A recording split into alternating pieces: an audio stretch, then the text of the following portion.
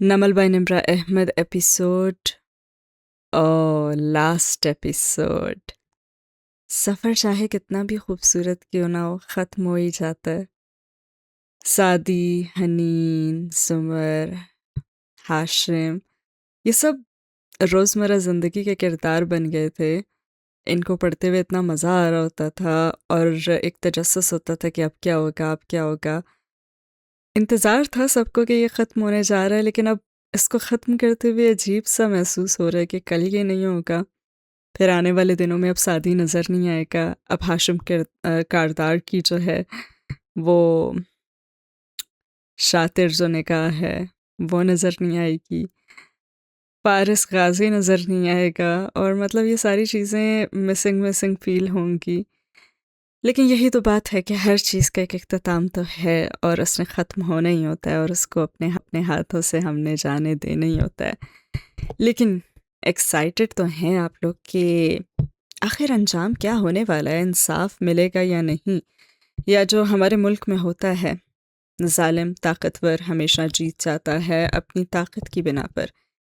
और क्या कुछ होगा हर किरदार के बारे में, हनीन का क्या रद्द-ए-अमल होगा, ज़ुमर कैसा महसूस कर रही होगी, फ़ारिस और ज़ुमर अपनी ज़िंदगी को कैसे नॉर्मल लेके चलेंगे। आपने देखा कि कैसे उनकी ज़िंदगियों को बिल्कुल एबनॉर्मल करके रख दिया था। इतना वो लोग तंग आ चुके थे कि आखिर में उन लोगों ने इंतकाम लेना छोड़ दिया कि इंतकाम अब तो सुकून नहीं दे रहा। और इस नॉवल में नज़र आया कि बहुत से किरदार बहुत अच्छे थे, लेकिन उन्हें कुछ हालात ने ऐसा कर दिया था कि उन्हें कुछ गलत चीज़ें करनी पड़ी। कुछ अपने रिश्तों को बचाते बचाते दूसरों के रिश्तों को ख़राब करके, अपनी बेटी को बचाते दूसरों की बेटियों को मार दिया, अपने बेटों को बचाते दूसरों के बेटों को मार दिया। कितनी अजीब है ना ये मोहब्बत और ये रिश्ते।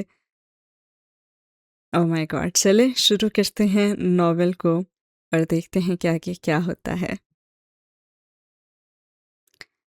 हम महकूमों के पाँव तले ये धरती धड़ धड़ धड़केगी। ज़ुमर ने खिड़की के सामने से पर्दे हटाए तो गर्म चमकीली धूप छन कर कमरे में गिरने लगी। बाहर एक रोशन खूबसूरत सुबह दिखाई दे रही थी और वो मुस्कुरा के घूमी और फारिस को देखा, जो आईने के सामने खड़ा ड्रेस शर्ट के बटन बंद कर रहा था। गीले बाल ब्रश किए वो बाहर जाने के लिए तैयार तो लग ही रहा था। कहाँ जा रहे हो? वो उसकी तरफ आई और फिर उसके सामने खड़े होकर उसकी शर्ट के खड़े कॉलर दुरुस्त करने लगी। जॉब ढूंढने। और जुमर ने मुस्कुराहट दबा के मशकूक नज़रों से उसे देखा। 5 दिन बाद चलने फिरने के काबिल हुए हो तो बाहर जाने का अच्छा बहाना ढूंढा है। मैं बिल्कुल ठीक हूँ। इस खिदमत के तुफैल जो आपने मेरी बिल्कुल भी नहीं की। अच्छा, टाई नहीं पहनोगे क्या? उहुँ। उसने बेनियाजी से कंधे झटके और आईने में देखकर बाल दोबारा से वो दुरुस्त किए, फिर चाबी उठाते हुए उसकी तरफ मुड़ा और मुस्कुराया। अच्छी लग रही हो। तुम भी। मैं कब नहीं लगता? बेनियाजी से शाने उचकाए। अच्छा, मुझसे वादा करो जब हम नए घर नई ज़िंदगी में सेटल हो जाएंगे तो तुम मुझे डिनर के लिए लेके जाओगे। अरसे से वो डिनर उधार है तुम पे। इसे कितनी लालची हो ना तुम। अफसोस से सर झटकता वो आगे बढ़ गया और वो मुस्कुराते हुए उसे जाते देखती रही। ज़िंदगी नॉर्मल हो गई थी मगर वो दोनों कभी नॉर्मल नहीं हो सकते थे, ये तो तय था। वो पोर्च में आया तो घंटी बजी। गाड़ी की तरफ जाने के बजाय वो गेट तक आया और उसे खोला और फिर सामने खड़े नौजवान को देख के गहरी सांस ली। काले धुएं वाला कमरा, आग के शोले, सब जहन में ताज़ा हो गया था। वो खावर का बेटा था और मुल्तजी नज़रों से उसे देख रहा था। मुझे आपसे बात करनी है। अंदर वापस आओ तो सादी किचन की गोल मेज़ पे मौजूद नाश्ता करता दिखाई दे रहा था और फारिस को रुखसत करके जुमर इधर ही आई थी और उसके पास ठहर गई। सादी, नरमी से पुकारा तो उसने नज़रें उठाकर देखा और हल्का सा मुस्कुराया। जी, तुम कैसे हो? मैं? उसने गहरी सांस लेकर शाने उचकाए। पहले गुस्सा था, फिर डिप्रेशन, फिर मैंने अदालती शिकस्त के साथ समझौता कर लिया। इंसान के हाथ में सिर्फ कोशिश करना है, कामयाबी तो अल्लाह ही देता है। फिर मेरी बात मान लो। सेफ सादी यूसुफ पेज के कुछ मेंबर्स तुमसे मिलना चाहते हैं, उनसे मिल लो। उसके शाने पे हाथ रख के नरमी से उसे समझा रही थी मगर सादी नफ़ी में सर हिला दिया। मैं उन लोगों को कैसे फेस करूंगा जिन्होंने इतने महीने अपने जज्बात और आवाज़ें मेरी जदोजहद में इन्वेस्ट की। मैं हार गया हूँ, ये कैसे एक्सप्लेन करूंगा मैं? تم جاؤ تو صحیح، ملنے اور بات کرنے سے بہت کچھ ٹھیک ہو جاتا ہے۔ یاد ہے میں اور تم ایک زمانے میں بات کرنا چھوڑ چکے تھے، مگر ہم ٹھیک تبھی ہوئے نا جب ہم نے بات کرنا شروع کی۔ اور پھر رک کر بولی، آئی ایم سوری ان 4 سالوں کے لیے۔ نہیں سمر، اس نے نفی میں سر ہلایا اور اس کے ہاتھ پہ ہاتھ رکھ دیا۔ خونی رشتوں کی لڑائیوں اور کٹ آف میں غلطیاں تو مشترکہ ہی ہوتی ہیں، بازردگی سے مسکراتی۔ باہر لان میں واپس آؤ تو وہ دونوں ابھی تک پورش میں کھڑے تھے۔ نہ فارس نے اسے بیٹھنے کو کہا تھا اور نہ وہ اتنا وقت لے کر آیا تھا۔ کاردار صاحب کی بیٹی کا کچھ پتہ چلا؟ 5 روز ہو چکے ہیں۔ نہیں، فارس جیبوں میں ہاتھ ڈالے سر جھکائے جوتے سے گھاس کو مسلتے ہوئے بولا تھا، میں نے اپنے تمام اسٹریٹ کانٹیکٹس کو متحرک کیا، مگر ڈاکٹر ایمن، اس کا خاندان اور سونیا تینوں اب تک اس ملک سے بہت دور جا چکے ہوں گے۔ میں اب بھی کوشش کر رہا ہوں کہ کسی طرح سے ہم سونی کو ڈھونڈ لیں۔ لیکن وہ لوگ تو آپ کے دشمن ہیں نا؟ مگر بیٹیاں تو سب کی برابر ہوتی ہیں۔ فارس اس لڑکے کو دیکھ کر زخمی سا مسکرایا تھا۔ خیر تم کیسے آئے؟ والد صاحب ٹھیک ہیں تمہارے؟ اور لڑکا چپ ہو گیا اور پھر سر جھکا لیا۔ میں چاہتا ہوں آپ میرے ابو کو معاف کر دیں۔ معاف؟ فارس نے ایک سرد سانس دھیرے سے خارج کی۔ میں لوگوں کو جسمانی اذیت دے کر انتقام لینے کو برا سمجھتا ہوں۔ خاور کے ساتھ یہ سب میں نے نہیں کیا۔ خاور نے میرے بھائی، میری بیوی، سمر سب کو جسمانی اذیت دی، مگر میں نے اتنا کیا ہے کہ سادی سے کہا وہ خاور کو ہاشم سے الگ کرتے۔ اس نے خاور کی نوکری ختم کروا دی اور اسے ہاشم کے زیر عتاب لے آیا۔ اس وقت میرا انتقام پورا ہو گیا تھا، اب معافی کے لیے کچھ بچا ہی نہیں ہے۔ پھر بھی میں دل صاف کرنے کی کوشش کروں گا، لیکن وعدہ کروں تو یہ جھوٹ ہوگا۔ میں اپنے بھائی اور بیوی کی لاشیں نہیں بھول سکتا۔ اس نے لڑکے کے شانے پہ ہاتھ رکھ کر کہا، اور یہ ملاقات ختم ہونے کا ہی اندیا تھا۔ مور شال کی بالائی منزل تک جاؤ تو اپنے کمرے میں حنین اسٹڈی ٹیبل پہ بیٹھی تھی۔ یہاں کھڑکی سے نیچے لان میں کھڑا فارس دکھائی دے رہا تھا، مگر وہ اسے نہیں دیکھ رہی تھی۔ وہ اپنی عزیز کتاب کے صفحے پلٹ رہی تھی۔ کافی دن بعد حنین کو وہ بھاری آبنوسی دروازہ دکھائی دیا تھا اور اس نے ہاتھ بڑھایا تو وہ کھلتا چلا گیا۔ سامنے تحد نکاح سنہرا صحرا تھا، مگر جس جگہ وہ کھڑی تھی وہاں اونچے گھنے درخت تھے، کھجور کے درخت۔ نخلستان نے صحرا کی گرمی اور تپش کو شکست دے دی تھی۔ بوڑھا استاد ایک درخت تلے بیٹھا دکھائی دے رہا تھا۔ سامنے چند تختیاں رکھی تھی جن کے اوپر وہ قلم کو سیاہی میں ڈبو ڈبو کر لکھ رہے تھے، اور وہ قدم قدم اس طرف بڑھنے لگی تو انہوں نے سر اٹھا بنا مسکرا کر کہا، بہت دن بعد آئی ہو؟ مگر میں نے یہ دن بیکار نہیں گزارے شیخ۔ وہ ان کے سامنے آ کر بیٹھی، دو زانو ہو کر اور سر جھکائے لکھتے رہے۔ کیا کیا کیا تم نے ان دنوں میں نے جو آپ کی کتاب سے سیکھا تھا نا، اسے اپنی زندگی پہ اپلائی کیا۔ جس علم کو اپلائی ہی نہ کیا جائے وہ تو ایسے ہی ہے نا جیسے گدھے پہ کتابیں لاد دی گئی ہوں۔ ایسا علم تو بوجھ بن جاتا ہے۔ میں نے اے شیخ آپ کی کتاب ختم کر لی اور میں اب اس کے آخری باب کے متعلق بات کرنے آئی ہوں۔ کھجور کے درختوں کے بیچ سے سراتی ہوئی ٹھنڈی ہوا نے ماحول کو مزید خوشگوار بنا دیا تھا، اور ایسے میں جہاں ہر طرف سیاہ سفید منظرنامہ تھا وہ رنگین دکھائی دیتی تھی۔ پھر کیا سیکھا تم نے میری کتاب سے؟ میں نے یہ سیکھا کہ ہر انسان ونربل ہے، اس کے ارد گرد کا موسم ایک سا نہیں رہتا۔ کبھی موسم بدلتا ہے تو ہوا میں گردش کرتے مختلف وائرس اسے آ کر جکڑ لیتے ہیں۔ ایسے ماحول بھی بدلتا رہتا ہے، نئے ماحول، نئی یونیورسٹی، کالج، نیا موبائل فون، ان سب عناصر کے باعث اسے مرض عشق کا وائرس تو آن لگتا ہی ہے۔ اس میں اس کا قصور نہیں ہوتا، پھر وہ کیا کرتا ہے کہ یہاں سے اس کا امتحان شروع ہو جاتا ہے۔ اچھا تو تمہارے خیال میں پھر اسے کیا کرنا چاہیے؟ درس کا وقت ختم ہو چکا تھا اور امتحان شروع ہو چکا تھا۔ استاد نے تختیاں پرے ہٹا دیں اور پوری توجہ سے اس کا جواب سننے لگے۔ وہ کہہ رہی تھی، اسے 2 کام کرنے چاہیے۔ پہلا غض بصر، نظر جھکانا۔ وہ شخص جس کی وجہ سے دل ڈسٹرب ہے، اس سے اگر کوئی حلال تعلق نہیں ہے تو اسے اپنی زندگی سے نکال باہر پھینکنا۔ سارے تعلق، سارے روابط کاٹ دینے چاہیے۔ پھر اس کی یادوں، اس کی تصویروں، اس کے میسیجز، ای میلز کسی کو بھی دوبارہ نہیں پڑھنا۔ یوں نظر بھی محفوظ ہوگی تو دل بھی محفوظ ہوگا۔ اور دوسرا طریقہ، صرف نظر کی حفاظت کرنا کافی نہیں، دل کا دھیان بھی بٹانا ہوگا۔ عشق عشق کو کاٹتا ہے، محبت محبت کو کاٹتی ہے۔ آپ کی کتاب کا آخری باب کہتا ہے کہ اپنے دل میں سب سے بڑی محبت اللہ کی محبت بسائی جائے۔ وہ ہمارے دل کو اتنا مضبوط کر دے گی کہ ہم اس شخص کی طرف نہیں لپکیں گے۔ تو کیا تمہیں اس بات سے اختلاف ہے؟ نہیں، ہرگز نہیں، لیکن مجھے ایک اعتراف بھی کرنا ہے۔ کئی سال پہلے علیشا نے مجھ سے پوچھا تھا کہ کیا مجھے خدا سے محبت ہے، تو میں نے کہا تھا پتہ نہیں۔ آج اتنی ٹھوکریں کھا کر بھی میں جان نہیں سکی کہ اللہ سے محبت کسے کہتے ہیں، وہ کیسے کی جاتی ہے۔ میں نمازیں پڑھتی ہوں اور لوگوں کو دھوکہ نہ دینے کی کوشش تو کرتی ہوں، مگر ابھی تک میں اللہ تعالیٰ سے وہ محبت نہیں کر سکی جو کرنا چاہیے۔ میں سمجھتی تھی کہ آخر میں جا کر میں اس محبت کو سمجھ جاؤں گی، مگر ایسا نہیں ہو سکا۔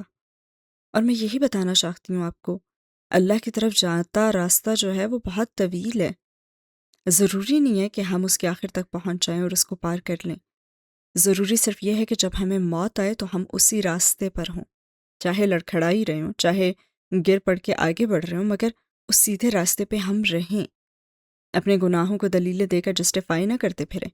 جب دل میں کچھ کھٹک رہا ہو تو توبہ کر کے اپنے اعمال درست کر لینے چاہیے اور راستہ سیدھا کر لینا چاہیے۔ ہمارا مستقبل کوہرا ہے، ماضی جیسا بھی داغدار ہو بھلے، مستقبل کو تو ہم اپنی مرضی سے لکھ سکتے ہیں نا۔ اور اللہ سے محبت، انہوں نے یاد دلایا اور حنین نے گہری سانس لے کر سر اٹھا کے دور تک پھیلے کھجور کے درختوں کو دیکھا۔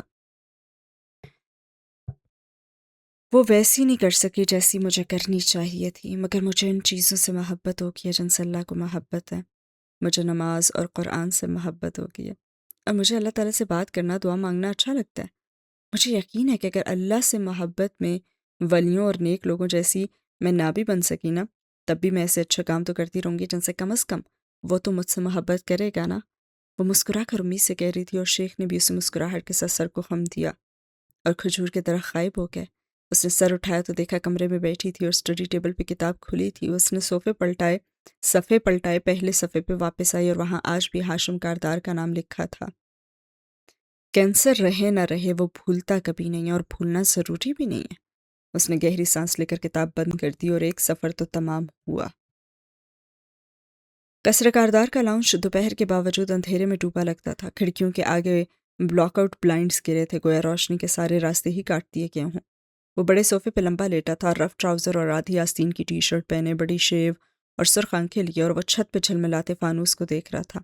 اس کے قدموں کے قریب ہاتھ باندھے ایک اعلیٰ پولیس آفیسر کھڑا تھا اور ساتھ رئیس۔ وہ ملک سے فرار ہو چکے ہیں، مگر ہم انہیں ڈھونڈ لیں گے۔ تاوان کے لیے کوئی کال بھی نہیں کی؟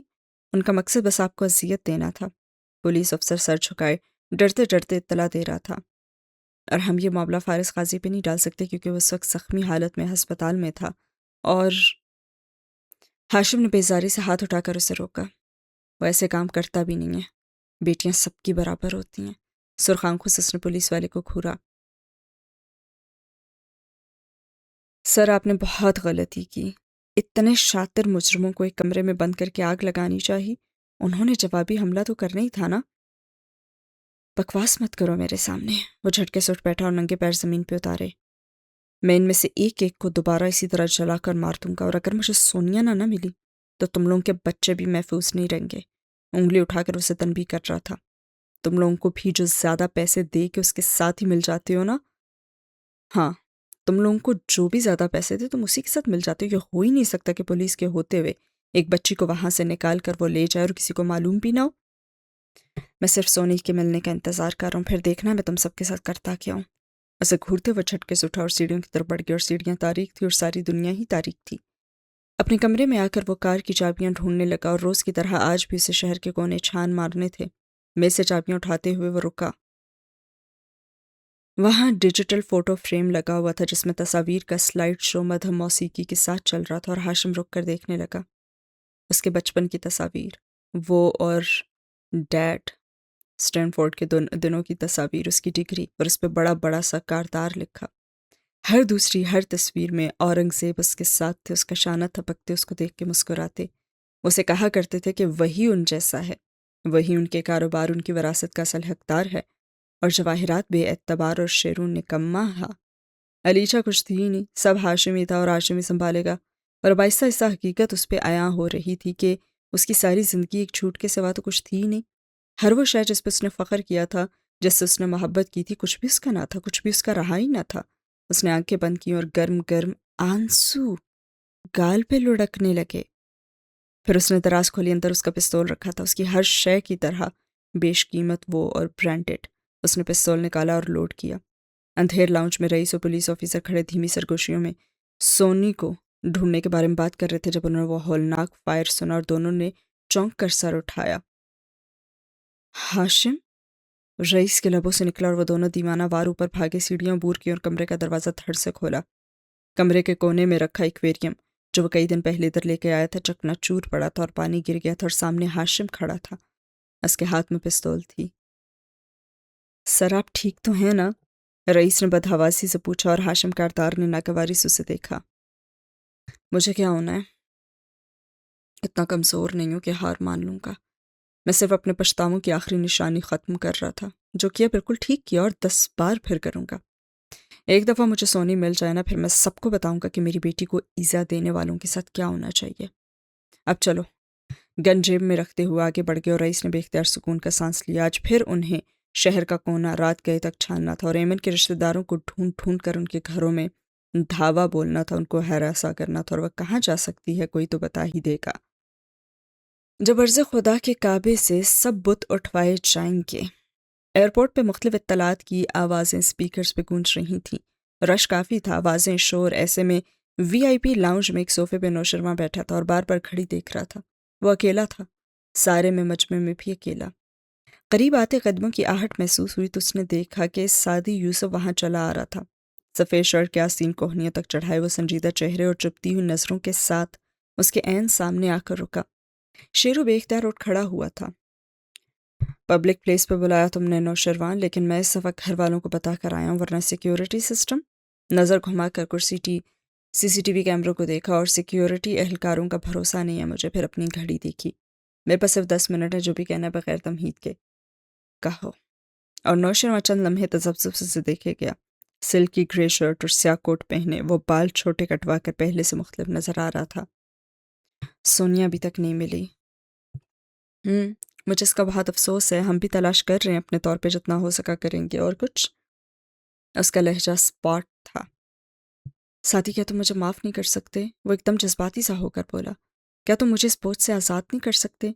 मैं जेल गया, मैं अदालतों के चक्कर लगाता रहा, हमारा ख़ानदान टूट गया, अपने सोशल सर्कल में मेरा मजाक बन गया। क्या तुम मेरी सज़ा ख़त्म नहीं कर सकते? उसकी आवाज़ आखिर में ग्लूकीर हो गई थी और साथी ने गहरी सांस ली, सोफे पर बैठा और उसे इशारा किया, बैठो। वो किसी मामूल की तरह सामने बैठ के और दम साधे। अब सादी ने आगे झुके हाथ बाहम फंसाए और गौर से उसे देखते हुए बात का आगाज़ किया। मैं तुम्हारा कौन था नौशरवां? और नौशरवां से कुछ भी बोला नहीं किया। मैं तुम्हारा दोस्त था, जिसने तुम्हारी जान बचाई थी ना, जो यूनिवर्सिटी में तुम्हारी हर तरह से अखलाकी तौर पे मदद किया करता था, मगर तुमने पहले मुझसे लड़ाई की, फिर मुझसे हंसना शुरू किया। क्या था अगर तुम इस बात को मान लेते कि एक मिडिल क्लास का लड़का इतना पुरएतमाद है, मगर तुम जलने लगे? अप्रिशिएट कर लेते हैं ना तुम इस बात को। तुमने हर मौके पे मुझे नीचा दिखाने की कोशिश की। लोग कहते हैं पहला कत्ल औरत पे हुआ था, गलत कहते हैं। पहला कत्ल तो हसद की वजह से हुआ था। काबिल ने तब नहीं मारा हाबिल को जब यह फैसला हुआ कि हाबिल उस लड़की से शादी करेगा जिससे काबिल करना चाहता है। उसने तब मारा उसे जब अल्लाह ने हाबिल के हक में फैसला दिया। पहले उसका हाबिल से मुकाबला था, अब वो हाबिल से जेलस हुआ था। तुमने जब मुझे मारना चाहा तो मैंने वही कहा ना जो हाबिल ने अपने भाई से कहा था कि मैं तुम पे हाथ नहीं उठाऊंगा, लेकिन तुमने तो मुझे गोलियां ही मार दी और मुझे बूट मारे। क्या मैं वो भूल सकता हूँ? और शेरू का चेहरा झुक गया और कान गुलाबी पड़ रहे थे। जब से मैं कैद से रिहा होकर आया हूं ना, तो रोज सोचता था, क्या मैं वो भूल सकता हूँ? तो मैं माफ़ कर सकता हूँ? और फिर मुझे एहसास हुआ कि हाँ, मैं ये कर सकता हूँ। और नौशरवा ने झटके सर उठाए, बेयकीनी से उसे देखा। वो परतपश निगाहों से उसे देख रहा था। तुम्हें लगता है कि मैं इतना बेरहम और इंतकाम में अंधा हो गया था कि हर कीमत पे तुम्हारी फांसी चाहता? नहीं नौशरवा, हालांकि कसास मेरा हक है, मगर मैं चाहता था तुम अपनी इस्लाह करो। तुमने जुमर को भी बचाया, तुम अपनी माफ़ी मांगी, अपनी निजात कहाँ कहाँ नहीं ढूंढते रहे, मगर तुम मेरे पास नहीं आए। तुम आते भी तो मैं तुम्हें माफ़ ना करता, क्योंकि मैं चाहता था तुम दुनिया के सामने मानो, अदालत में एतराफ़ करो, या अदालत इस बात को माने कि मैं सच कह रहा था।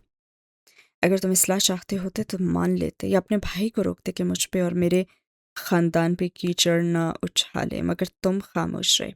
तुम बरादरान यूसुफ की तरह समझते हो कि इस गुनाह के बाद हम नेकोकार हो जाएंगे वाला तरीका दुरुस्त है। नहीं नौशरवां, इस्लाह के सफ़र की बुनियाद झूठ पे नहीं रखी जाती, सच पे रखी जाती है। अदालत में झूठ को बड़े झूठ से बेशक हराया जाए, मगर ज़िंदगी में झूठ को सच से हराना चाहिए। लेकिन मैं एतराफ़ करता तो मुझे फांसी हो जाती। वो दबा दबा से चीखा था और आंखें फिर से गुलाबी पड़ने लगी। میں نے کہا نا، میں فیصلہ کر چکا تھا، اگر تم اعتراف کرو یا اگر عدالت تمہیں مجرم مان لے تو میں بھی تمہیں معاف کر دوں گا۔ مگر تم اصلاح والی زندگی نہیں چاہتے تھے، تم صرف زندگی چاہتے تھے، اور تم ایک دفعہ اعتراف کر کے تو دیکھتے، میں خود ہی سارے الزام واپس لے لیتا۔ ایک دفعہ پھر تم نے مجھے سمجھنے میں غلطی کی۔ میں صرف اس ملک میں ایک پریسیڈنٹ سیٹ کرنا چاہتا تھا کہ ہاں، طاقتور بھی قانون کے ہتھوڑے تلے آ سکتا ہے، مگر تم بزدل نکلے۔ وہ اسپاٹ انداز میں کہتا اٹھ کھڑا ہوا۔ اس لیے میں تمہیں کبھی معاف نہیں کروں گا۔ میں وہ 3 گولیاں بھی بھول سکتا ہوں، مگر تم نے ایک زخمی پڑے دوست کو بوٹ سے ٹھوکر ماری تھی، میں وہ کبھی نہیں بھول سکتا۔ اور رک کر بولا، حابیل کو مارنے کے بعد قابیل کو پھانسی نہیں دی گئی تھی۔ مقدس کتابوں میں آتا ہے کہ اس کے ماتھے پہ خدا تعالیٰ نے ایک مہر لگا دی تھی اور بنی نوع انسان پہ اس کا قتل حرام کر دیا تھا۔ وہ ساری عمر اس نشان کو لیے بھٹکتا رہا، مگر لوگ اس کو اس نشانی کے سبب پہچان لیتے اور اس کو قتل نہ کرتے۔ وہ سینکڑوں سال زندگی کی قید میں رہا۔ ہر قابیل کا مرنا ضروری نہیں ہوتا۔ میں چاہتا ہوں تم بھی قابیل کی طرح بھٹکتے رہو، کیونکہ ہاشم پھر بھی اپنے پیاروں سے مخلص تو ہے۔ ان کو مار سکتا ہے، ان کو جلا سکتا ہے، قید کر سکتا ہے، مگر ان کو دھوکہ نہیں دے سکتا۔ تم نے تو ہاشم کو بھی صرف استعمال کیا۔ ہر قابیل کا مرنا ضروری نہیں ہوتا شیرو، وہ رکار تسی کی، مگر تمہارا نام نوشرواں ہے۔ اور ساتھ ہی یوسف نے ایک ملامتی نظر اس پہ ڈالی اور مڑ گیا۔ نوشرواں بھیگی آنکھوں سے اس کو دور جاتے ہوئے دیکھتا رہا، اور اپنے ماتھے پہ لگی دیکھتی مہر کو وہ اب بھی محسوس کر سکتا تھا۔ اور اسی وقت قصرے کاردار میں بنے جواہرات کے پرتعیش کمرے میں کوئی اور بھی حساب کتاب لینے بیٹھا تھا۔ وہ کھڑکی کی طرف رخ کیے بیٹھی، چغی کی صورت ہڈ سر پہ گرائے درشتی سے پیچھے کرسی پہ بیٹھے ہارون سے کہہ رہی تھی، کیوں آ جاتے ہو ہر روز مجھے کچوکے لگانے؟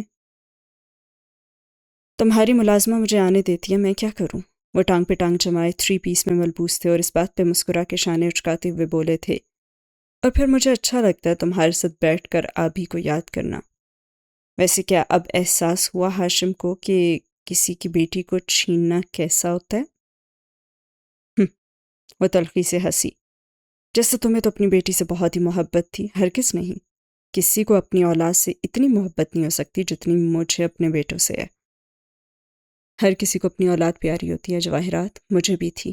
وہ درشتی سے بات کاٹتے ہوئے بولا، مگر میں ہاشم کی طرح دیوانہ وار ایک ایک کا گریبان نہیں پکڑ سکتا تھا۔ میں تم لوگوں کا مقابلہ نہیں کر سکتا تھا۔ میں خود کو مزید طاقتور بنانا چاہتا تھا تاکہ کبھی تو تم سے انتقام لے سکوں۔ میں نے کچھ نہیں کیا ابھی کے ساتھ، ہاشم نے کیا جو بھی کیا ہے۔ تم نے اور بہت کچھ کیا ہے۔ پہلے میری بیوی پہ الزام لگایا، اس کا سکینڈل بنوایا، میں نے اسے قید میں ڈال دیا تو تم اس کو نکال کر لے گئیں۔ تم نے میری بیوی کو مروایا، اس کے زیور ہتھیا لیے، وہ اینٹیک نادر جیولری، اس کی وجہ سے میری بیٹی بھی تباہ ہو گئی۔ وہ کہہ رہے تھے اور ایک ایک لفظ میں درد سا بسا تھا۔ میں تو اسے کبھی وقت ہی نہیں دے سکا، وہ موت سے obsessed ہوتی گئی۔ میں نے اس کی حفاظت کرنی چاہی، اس کو باڈی گارڈ خرید کر بھی دینا چاہا، مگر کوئی میرے اشارے پہ نہ چلا، نہ تم لوگ، نہ زمر، اور نہ ہی فارس، یہاں تک کہ ہاشم نے اسے چھین لیا۔ چلے جاؤ تم یہاں سے، میری میری، وہ ہذیانی انداز میں چلانے لگی تھی، اس آدمی کو نکالو یہاں سے۔ مگر وہ خود ہی اٹھ کر کھڑے ہو گئے اور کوٹ کا بٹن بند کرتے ہوئے بولے، ایک دفعہ پھر تمہاری حالت پہ بہت افسوس ہوا جواہرات۔ باہر آ کر کار میں بیٹھتے ہوئے ہارون عبید نے موبائل نکال کر ای میلز کھولیں تو تیسری میل دیکھ کر لبوں پر مسکراہٹ دوڑ گئی۔ انہوں نے اس میں موجود نمبر دیکھ کر اس کو کال ملائی اور تھوڑی دیر بعد وہ فون میں کہہ رہے تھے، آپ کو بقایا رقم، آسٹریلوی شہریت اور سفری دستاویزات آج ہی مل جائیں گے ڈاکٹر ایمن۔ اس رات آپ نے مجھے کال کر کے اپنی زندگی کا سب سے بہترین فیصلہ کیا تھا۔ پھر رک کر سننے لگے، ارے بے فکر رہیں، بچی کہاں ہے، زندہ بھی ہے یا نہیں، یہ آپ کا مسئلہ نہیں ہے، وہ اس رات کے بعد سے میرا مسئلہ ہے۔ اور مسکرا کے فون بند کر دیا۔ سیاہ شیشوں والی کار تیزی سے سڑک پہ دوڑتی رہی اور وہ زخمی مسکراہٹ کے ساتھ باہر دیکھتے رہے۔ ارسین ہوا ختم۔ سب تاج اچھالے جائیں گے، سب تخت گرائے جائیں گے۔ رات گہری ہو رہی تھی اور شہر کی ایک پر رونق سڑک پہ ہاشم کی کار دوڑتی جا رہی تھی۔ وہ فرنٹ سیٹ پہ بیٹھا اور کھڑکی سے باہر ویران نظروں سے دیکھ رہا تھا۔ رئیس کار ڈرائیو کرتے ہوئے اس کو سونیا کے اغوا کی تفتیش کے بارے میں آگاہ کر رہا تھا، مگر وہ بس دکھی نظروں سے باہر دیکھے جا رہا تھا۔ شہر تو روشنیوں سے منور تھا، دنیا اس کی ذہنی حالت سے بے نیاز اپنی روش پر ہی چل رہی تھی، بہہ رہی تھی، جل رہی تھی، اور وہ کتنا پیچھے رہ گیا تھا۔ زندگی میں ایک ہی سچ بچا تھا اس کا، سونیا، اور اس نے اسے بھی کھو دیا۔ وہ کہاں جائے اور وہ کیا کرے؟ وہ آنکھیں بند کر کے کنپٹیاں سہلانے لگا۔ کار رکی تو اس نے چونک کر سر اٹھایا۔ سر، یہاں مارکیٹ میں ڈاکٹر ایمن کے بھائی کی شاپس ہیں، میں بندے لے جا کر ان سے ذرا بات کر کے آتا ہوں، آپ بیٹھیں، مجھے آپ کی طبیعت ٹھیک نہیں لگ رہی۔ اور ہاشم نے محض سر ہلا دیا اور سر ہاتھوں میں گرا کے وہیں بیٹھا رہا۔ آگے پیچھے رکتی گاڑیوں کے دروازے کھلنے اور بند ہونے کی آواز آتی رہی اور پھر گارڈز کے دور جانے کی چاپ بھی سنائی دی۔ وہ آنکھیں موندے بیٹھا رہا۔ ٹھک ٹھک شیشہ کھٹکا تھا اور اس نے بیزاری سے آنکھیں کھولیں اور گردن موڑی۔ کھڑکی پہ ایک شخص جھکا ہوا تھا اور اسے باہر آنے کو کہہ رہا تھا، گول چشمے والے شخص۔ اسے وہ فوراً پہچان گیا، یہ وہی تھا جو ہر روز عدالت آیا کرتا تھا۔ ہاشم ایک جھٹکے سے دروازہ کھول کر باہر نکلا اور پھر حیرت سے اس کے ساتھ کھڑے دو افراد کو دیکھا۔ جی؟ خشک آواز میں اس نے پوچھا۔ ہاشم کاردار، آپ کو ہمارے ساتھ چلنا ہوگا۔ مگر کیوں؟ اس کا ماتھا ٹھٹکا۔ ہمیں آپ سے کچھ سوالات کرنے ہیں، آپ کو ہمارے آفس آنا ہوگا، چشمے والا بے تاثر انداز میں کہہ رہا تھا، اور اندھیرے میں کار کے ساتھ کھڑے ان تینوں کو اس نے مشکوک نظروں سے دیکھا۔ کون ہو تم لوگ؟ چشمے والے نے اپنا کوٹ میں ہاتھ ڈالا اور ایک بیج بما کارڈ کے اس کے سامنے لہرایا اور ہاشم کے جبڑے کی رگیں تن گئیں۔ اس نے تھوک نکلا۔ اچھا، سو تم لوگ سرکاری خفیہ ایجنسی کے آفیسرز ہو؟ Good good. اس نے کمال سب سے سر کو 2-3 دفعہ اس بات میں ہلایا۔ مجھ سے کیا بات کرنی ہے؟ مسٹر کاردار، آپ کے خلاف ٹیرر فائنانسنگ کے الزام ہیں، ہمیں آپ سے اس حوالے سے بات کرنی ہے۔ ہم جانتے ہیں کہ آپ اپنی بیٹی کے لیے کافی پریشان ہیں، مگر وہ ہمارا تو مسئلہ نہیں ہے، ہمیں آپ کو یہاں سے لے جانا ہے۔ پہلی بات تو یہ کہ مجھے اریسٹ وارنٹ دکھاؤ، وہ انگلی اٹھا کر سختی سے تنبیہ کرتے ہوئے بولا۔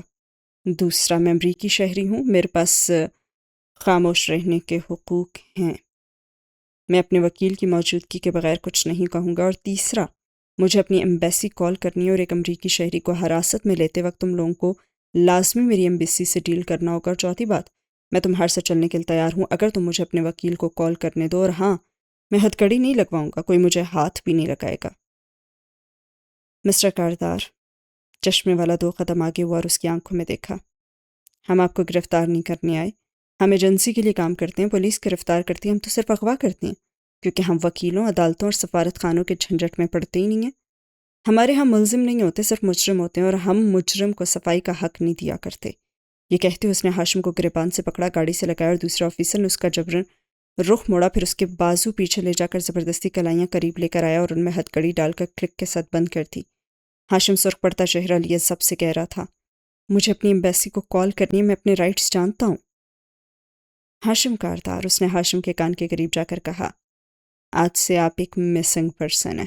اور دوسرے نے اس کے منہ پہ سیاہ بیگ گرا دیا اور ساری دنیا جیسے بجھ گئی، اندھیرا، تاریکی، ہر سو تاریکی۔ انٹیروگیشن روم میں چھت پہ ایک تیز سورج جیسی تیز اور آگ جیسی جھلساتی روشنی والا بلب جھول رہا تھا اور باقی کمرہ اندھیرے میں ڈوبا تھا۔ ایک میز بچھی تھی جس کے اوپر ہاشم بیٹھا تھا، کوہنیاں میز پہ جما رکھی تھی اور وہ چندھیائی ہوئی آنکھیں مل رہا تھا۔ سامنے چشمے والا آفیسر بیٹھا تھا، مگر اب اس نے چشمہ نہیں پہن رکھا تھا۔ وہ ایک کھلی فائل کو دیکھتے ہوئے کڑے انداز میں پوچھ رہا تھا، تم نے ہاشم کاردار کورٹ میں آن ریکارڈ عسکری گروپس کے بارے میں ایسی معلومات دی ہیں جو جینون ہیں، تمہیں کیسے معلوم ہوئیں وہ باتیں اگر تم ان کا حصہ نہیں ہو؟ اور ہاشم ٹیک لگا کر بیٹھا اور نفی میں سر ہلایا۔ اپنے وکیل اور ہائی کمشنر کی غیر موجودگی میں تمہیں ایک لفظ بھی نہیں بولوں گا۔ تم نے شوال کی مسجد کے نیچے واقع عسکری ٹریننگ سینٹر کا ذکر کیا تھا، وہ انتہائی حساس معلومات ہے، تمہیں کیسے ملی؟ پھر وہ آگے ہو کر تن سے بولا، کیا تم نے غلطی سے بول دیا تھا؟ اوپس، ہاشم نے اس کی آنکھوں میں دیکھتے ہوئے شانے اچکائے، وہ بہت ڈھیٹ تھا۔ آفیسر مسکرا دیا۔ ہم شروع لائٹ سے ٹارچر سے کرتے ہیں۔ اس نے بلب کی طرف اشارہ کیا جس سے ہاشم کے سر میں درد ہونے لگا تھا، مگر وہ ضبط سے مضبوط اعصاب کا مظاہرہ کرتا ہوا بیٹھا ہی نظر آ رہا تھا۔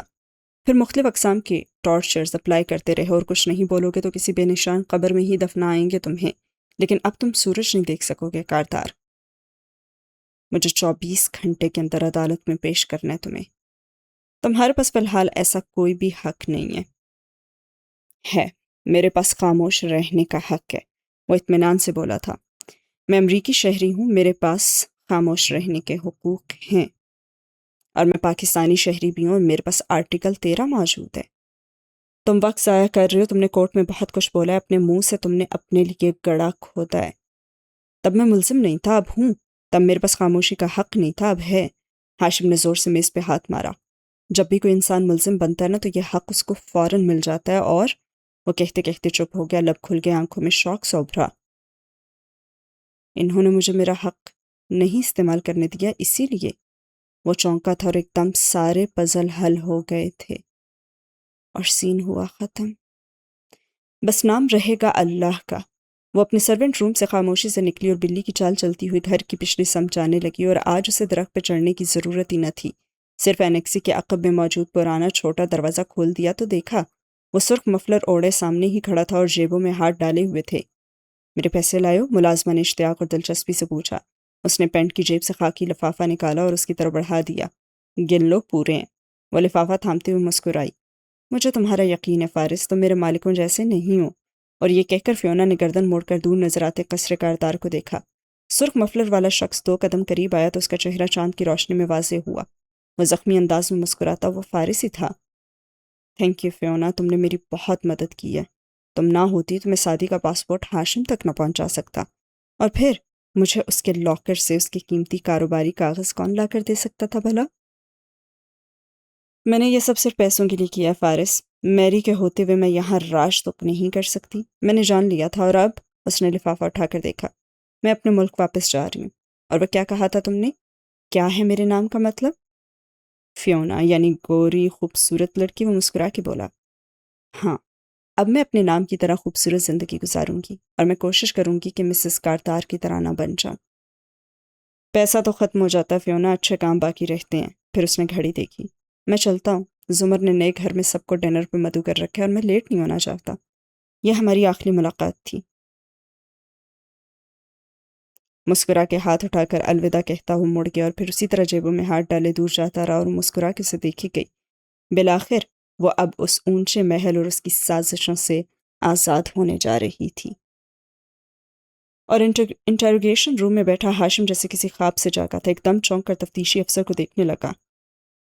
انہوں نے مجھے میرا خاموشی کا حق استعمال نہیں کرنے دیا۔ میں مجرم تھا سعدی کے اغوا کا، مگر انہوں نے مجھے نامزد نہیں کیا، کیونکہ جس لمحے میں ملزم بنتا میں خاموش ہو جاتا۔ وہ خواب کسی کیفیت میں بول رہا تھا۔ میں اپنا وکیل کر لیتا، مگر وہ چاہتے تھے کہ میں بولتا رہوں۔ گویا کرنٹ کھا کر اسے دیکھا۔ وہ تم نہیں تھے، تم نے مجھے سعدی کا پاسپورٹ نہیں دیا تھا۔ وہ گمنام میسیجز کرنے والے وہ تم نہیں تھے، وہ فارس تھا۔ ڈیم اٹ، اس نے مجھے سیٹ اپ کیا ہے۔ اس نے بے بسی بھرے غصے سے میز پہ ہاتھ مارا۔ کاردار، تمہاری ٹویٹس کو بھی ہم نے ڈیکرپٹ کر لیا ہے۔ تمہاری وہ رینڈم نمبرز والی ٹویٹس ہر دہشت گردی کی واردات کے بعد آتی تھی، اور وہ خفیہ کوڈز پہ مشتمل ہوتی تھی، اور جواب میں ایک معروف عسکری ونگ کا سربراہ شوال سے ٹویٹ کیا کرتا تھا، اور وہ بھی اسی شفٹ سائفر پہ مشتمل ہوتی تھی جو تم نے استعمال کر رکھی تھی۔ ڈیم اٹ، میں نے کوئی ٹویٹس نہیں کی۔ اس نے غصے سے میز پہ ہاتھ مارا۔ دیکھو، وہ مجھے پھنسا رہا ہے۔ اس نے بولا کہ وہ میرے ساتھ کام کرنا چاہتا ہے، میں صرف اس کے کہے پہ عمل کر رہا تھا۔ میں کسی کورٹس کے بارے میں نہیں جانتا۔ او ڈیم اٹ، اس نے پیشانی انگلی سے دبائی اور سر پہ جھولتا تیز بل۔ ارد گرد کا اندھیرا، اس کا سر پھٹنے لگا تھا۔ تم نے دہشت گردوں کے بارے میں جو بھی باتیں کہیں وہ سچ تھی، مگر ہم جانتے ہیں کہ سعدی اس وقت سری لنکا میں تمہاری قید میں تھا۔ سارا ملک ہی جانتا ہے، تو پھر وہ معلومات تمہیں کون دیتا رہا؟ وہ بے داسور انداز میں پوچھ رہا تھا۔ وہ سب جھوٹ تھا، سعدی دہشت گرد نہیں ہے، وہ تمہیں اس کو پھنسانے کے لیے کہہ رہا تھا۔ نہیں، میری بات سنو، یہ سب غازی نے کیا، اس نے مجھے پھنسایا ہے۔ تمہیں وہ پہلے دن سے جانتا تھا۔ تمہیں اس نے بولا تھا نا کہ عدالت میں آؤ اور دیکھو ہاشم کیسے حساس معلومات آن ریکارڈ کہتا ہے۔ ڈیم اٹ، وہ چکرا کے رہ گیا تھا۔ ہمارے پاس وارث غازی کے لیپ ٹاپ کی فائلز بھی ہیں، اور ایک میموری کارڈ اور بھی ہے جس سے معلوم ہوتا ہے کہ تمہارا فرنٹ مین کرنل خاور ایک اعلیٰ فوجی افسر اور اس کے سارے خاندان کی ہلاکت میں ملوث تھا۔ جانتے ہو یہ کتنے سنگین جرائم ہیں؟ مگر ہاشم پیشانی پکڑے نفی میں سر ہلا رہا تھا۔ اس نے مجھے ٹریپ کیا، میں کچھ نہیں جانتا۔ یہ لائٹ بند کر دو، میں کچھ نہیں بولوں گا۔ وہ آخر میں چلایا تھا اور سارے جسم پہ پسینہ آ رہا تھا اور دماغ درد سے پھٹنے کو تھا، اور سین ہوا ختم۔ جو غائب بھی ہے حاضر بھی، جو ناظر بھی ہے منظر بھی۔ وہ بنگلہ چھوٹا سا خوبصورت سا تھا اور اس کے لان میں ایک اونچا سا آ، پام کا درخت لگا ہوا تھا۔ فارس نے کار روکی، مسکراتے ہوئے میرون مفلر اتارا اور طے کر کے ڈیش بورڈ کے اندر رکھ دیا۔ یہ اس نے وارث کے سویٹر سے کاٹ کر بنایا تھا جو جیل میں امل اور سارا اس کی لائیں تھی۔ اس کا اون اسے وارث کی یاد دلاتا تھا اور اتنے مہینوں سے ہاشم کے خلاف شطرنج کی ایک ایک چال چلتے ہوئے یہ پہن کر اسے لگتا تھا کہ وہ اس قرض کو اتار رہے جو وارث اس کے اوپر چھوڑ کر گیا تھا۔ تو آج تو سارے ویسے بھی قرض اتر گئے تھے اور سارے حساب پورے ہو گئے تھے۔ گھر کے اندر جا بجا پیک شدہ کارٹن رکھے تھے۔ ندرت اور ہنّا سارا دن کام کرواتی رہی تھی اور اب کھانا کھایا جانا تھا۔ ڈائننگ ٹیبل تک آیا تو زمر کھانا لگا چکی تھی اور سب نشستیں سنبھالے بیٹھے تھے۔ اتنی دیر لگا دی؟ زمر نے آنکھوں میں خفگی لیے گھورا۔ نوکری کی تلاش میں نکلا تھا نا، دیر تو ہونی ہی ہے، وہ خوشگوار انداز میں کہتے ہوئے کرسی کھینچ کے بیٹھا اور ندرت نے مشکوک نظروں سے اسے دیکھا۔ اتنا مسکرا کیوں رہے ہو؟ اور فارس نے فوراً منہ سیدھا کیا۔ نہیں تو، اور سنجیدہ شکل بنائے پلیٹ میں کھانا نکالنے لگا اور زمر نے گہری نظر ڈالی اور پھر میز کو دیکھنے لگی۔ سب کھانا شروع کر چکے تھے۔ اسے خیال آیا کہ پانی نہیں رکھا۔ میں پانی لاتی ہوں۔ وہ اٹھی اور پانی لا کر رکھا اور پھر دیکھا ٹیشو ندارد۔ وہ دوبارہ گئی اور ٹیشو کا ڈبہ لا کر میز پہ سجایا اور پھر کسی اور خیال سے اٹھی۔ بیٹھ جاؤ زمر، ندرت نے ٹوکا تھا۔ گھر کی مالکن کا کام کھانے کے دوران میز سے بار بار اٹھنا نہیں ہوتا۔ اس کا کام ہے کھانا بنانا اور کھانا لگانا، چاہے مہمان ہو، گھر والے یا سسرال والے۔ اگر تم کھانے کے دوران بار بار اٹھ کر تازہ پھلکے لا کر دو گی نا یا ان کے نخرے اٹھاؤ گی تو تمہاری تو آہستہ آہستہ ڈائننگ ٹیبل سے جگہ ہی ختم ہو جائے گی۔ ان کو تمہارے بغیر کھانے کی اور تمہیں اٹھانے کی عادت پڑ جائے گی۔ عادتیں نا عورتیں خود ہی بگاڑ جاتی ہیں اور پھر جب سسرال والے سر پہ چڑھ کر ناچنے لگتے ہیں تو شکایت کرتی ہیں۔ نئے گھر نئی زندگی میں سیٹل ہونے کے بعد لڑکیوں کو بہت اچھا بننے اور جی حضور کر کے بڑھ چڑھ کر خدمت کرنے کے بجائے نہ صرف اتنا کام کرنا چاہیے جتنا وہ اپنے گھر میں کرتی تھی، کیونکہ وہ اتنی ذمہ داری آگے سنبھال سکتی ہیں۔ ذمہ داری اتنی لو جتنی نبھا بھی سکتی ہو۔ اور زمر آہستہ سے واپس بیٹھ گئی۔ بس کر دیں امی، آپ پہ یہ مخلصانہ مشورے سوٹ نہیں کر رہے۔ ہنی نے بیزاری سے لقمہ دیا اور ندرت نے صرف گھورا۔ پرایا گھر دیکھ کر جوتے تک ہاتھ لے جانے سے خود کو روک کے رکھا۔ کھانا خوشگوار ماحول میں کھایا گیا اور سارے دورانیے میں فارس کے لبوں پہ مسکراہٹ رینگتی رہی اور ساری اداکاری ایک طرف اور وہ اس مسکراہٹ کو تو نہیں چھپا پا رہا تھا۔ کھانے کے بعد سیم ٹی وی لاؤنج میں زمر فارس کا ٹی وی دیکھنے چلا گیا۔ بڑے دن سے گھر سے وہ شیطان کا ڈبہ غائب تھا تو یہاں ٹی وی دیکھنے میں مزہ آ رہا تھا ان کو۔ ابا کو بھی وہ ساتھ ہی لے گیا اور ندرت نماز پڑھنے کمرے میں چلے گئے اور وہ چاروں میز پہ بیٹھے۔ سویٹ ڈش کھائی جا چکی تھی اور وہ یوں ہی بیٹھے تھے۔ آج میں نوشروان سے ملا، سعدی نے خالی کپ میں چمچ ہلاتے ہوئے سر اٹھا کر کہا، اور ساتھ بیٹھی حنین نے جہاں چونک کے اسے دیکھا وہیں سامنے بیٹھے زمر اور فارس بھی حیران ہوئے۔ فکر نہ کریں، وہ تو بس معافی مانگ رہا تھا، وہ امریکہ جا رہا تھا نا، جاب مل گئی ہے اسے ادھر۔ تم نے کیا کہا؟ میں اسے معاف نہیں کر سکتا تھا، سوری، مگر میں خود کو مجبور بھی نہیں کر سکتا۔ اللہ قرآن میں کہتا ہے وارثوں کو خون معاف کرنے کے لیے مجبور نہیں کرنا چاہیے۔ یہ تو پھر میرا اپنا خون تھا۔ اس نے سادگی سے شانے اچکائے اور سب خاموش ہو گئے۔ اگر عدالت اس کو سزا دیتی تھی نا تب تم معاف کر دیتے اسے؟ زمر نے نرمی سے پوچھا اور سب غور سے سعدی کو دیکھ رہے تھے۔ جی میں تو تیار تھا، مجھے یقین تھا کہ عدالت میرے حق میں فیصلہ دے گی، لیکن شاید ہمارا کیس ہی کمزور تھا۔ پھر شکوہ کناں نظروں سے زمر کو دیکھا۔ میں آپ کو کہتا رہا کہ کیس ہاشم کے خلاف ہونا چاہیے، مگر آپ لوگوں نے میری بات ہی نہیں مانی۔ میں نے تو صرف مشورہ دیا تھا، فارس نے بھی کان کھجاتے ہوئے کندھے اچکائے۔ اگر ہمارے پاس وہ فائلز ہوتی نا، ہنّا کا میموری کارڈ ہوتا یا ہاشم کو میرا پاسپورٹ نہ ملتا تو ہمارا کیس کمزور نہ ہوتا۔ وہ افسوس کر رہا تھا اور حنین و فارس نے ایک دوسرے کو دیکھا اور زمر نے باری باری ان دونوں کو پھر سعدی کو مخاطب کر کے بولی، ویسے سعدی غلطی تو تمہاری ہے، پاکستان آ رہے تھے تو کسی کو اپنی فلائٹ کا علم نہ ہونے دیتے نا، اس کو معلوم تھا تمہاری فلائٹ کا، اسی لیے تو اس نے تمہارا پاسپورٹ چرا لیا۔ کسی کو بھی میری فلائٹ کا علم نہیں تھا زمر، وہ تن کر بولا، کسی کو نہیں معلوم تھا کہ میں آ رہا ہوں سوائے۔ اور وہ بولتے بولتے رک گیا، چونک کے فارس کو دیکھا۔ آپ کو معلوم تھا نا؟ صرف آپ کو؟ اور حنین نے گڑبڑا کر زمر نے بڑے مزے سے مسکرا کے اسے دیکھا اور فارس شدید غیر آرام دہ ہوا اور کرسی پہ پہلو بدلا۔ ہاں تو؟ اور ساتھی شاید فارس نے تمہیں کہا تھا کہ تم افغانستان کے راستے آؤ، ہے نا؟ زمر بھی محسوس انداز میں مسکراہٹ دبائے بولی تھی اور فارس نے بھی یقینی سے اسے دیکھا۔ یہ جانتی تھی؟ مگر سعدی سن بیٹھا رہا۔ اور وہ فائلز اور میموری کارڈ وہ تو کسی چھوٹے موٹے سرخ مفلر والے آدمی نے چرائے تھے نا؟ ہنّا وہ سب کیا تھا؟ وہ اس کی طرف گھوما اور ہنّا تیزی سے کھڑی ہو گئی۔ میری نماز کا وقت ہو رہا ہے، سعدی نے ہاتھ سے کھینچ کر اسے واپس بٹھایا. وہ شرمندگی سے آنکھیں میچ کر بیٹھ گئی. میرے پاس آرٹیکل 13 کے تحت خاموش رہنے کا حق ہے. تم نہ بتاؤ حنین، میں بتاتی ہوں. زمر یوسف تھوڑی تلے ہتھیلی رکھے دلچسپی سے مسکراتے ہوئے بول رہی تھی. جب گواہ جھوٹ بولتے ہیں نا عدالت اور پولیس کے سامنے، انہیں کسی شخص کو بچانا ہوتا ہی ہے، تو اس کا حلیہ الٹ بتاتے ہیں کہ جی موقع سے فرار ہونے والا ملزم چھوٹا موٹا تھا، جبکہ وہ دائیں ہاتھ سے اشارہ کیا کافی سمارٹ اور قداور سا تھا. بہت شکریہ، وہ جل کر بڑبڑایا. چڑیل نہ ہو تو. آپ نے چرائے تھے وہ سب حنین کے کمرے سے؟ سعدی دنگ رہ گیا. کسی نے کچھ نہیں چرایا سعدی ڈیئر، میرے شوہر اور تمہاری بہن نے ہم سے جھوٹ بولا. فارس نے گھر سے جاتے وقت حنین سے وہ چیزیں لی تھی اور اس کو کہا کہ وہ کہہ دے کہ یہ کھو گئی ہیں. حنین اوپر گئی، کھڑکی کھولی اور چیخ ماری، اور ہم لوگ اوپر گئے تو اس نے ہمیں لمبی سی کہانی سنا دی جو مجھے اسی وقت سمجھ آ گئی تھی، کیونکہ ایک ننھا سا میموری کارڈ اگر مبینہ چور نے پکڑ بھی رکھا تو وہ اتنی دور سے حنا کو کیسے نظر آ سکتا تھا، جس سے مجھے اندازہ ہوا کہ وارث قاضی کی فائلز بھی حنین کھول چکی تھی، لیکن ہمیں اس نے کہا کہ اس میں فروزن کے سوا کچھ نہیں ہے اور اصل فائلز کہیں اور منتقل کر دی.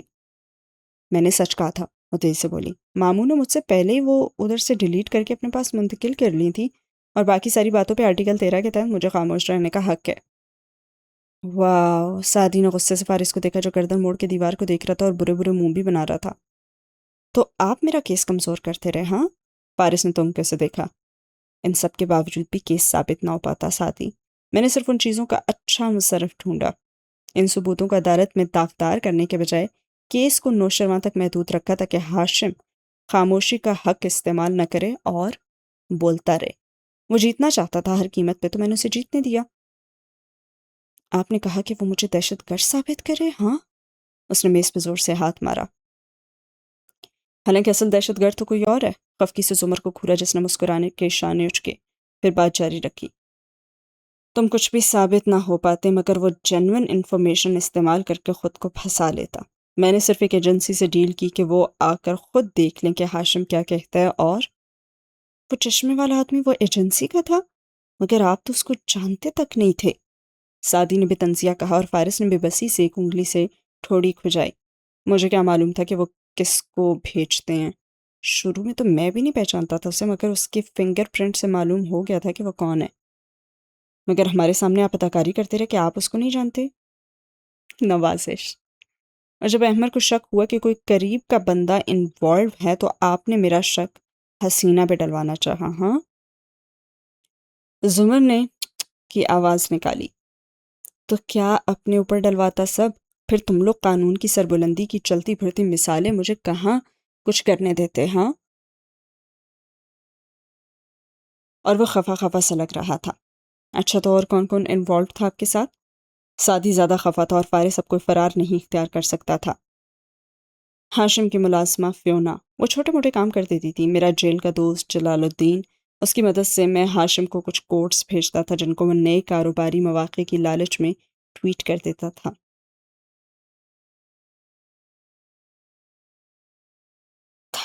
سعدی نے آئیبرو اٹھائی. پہلی دفعہ فارس کھل کر مسکرایا.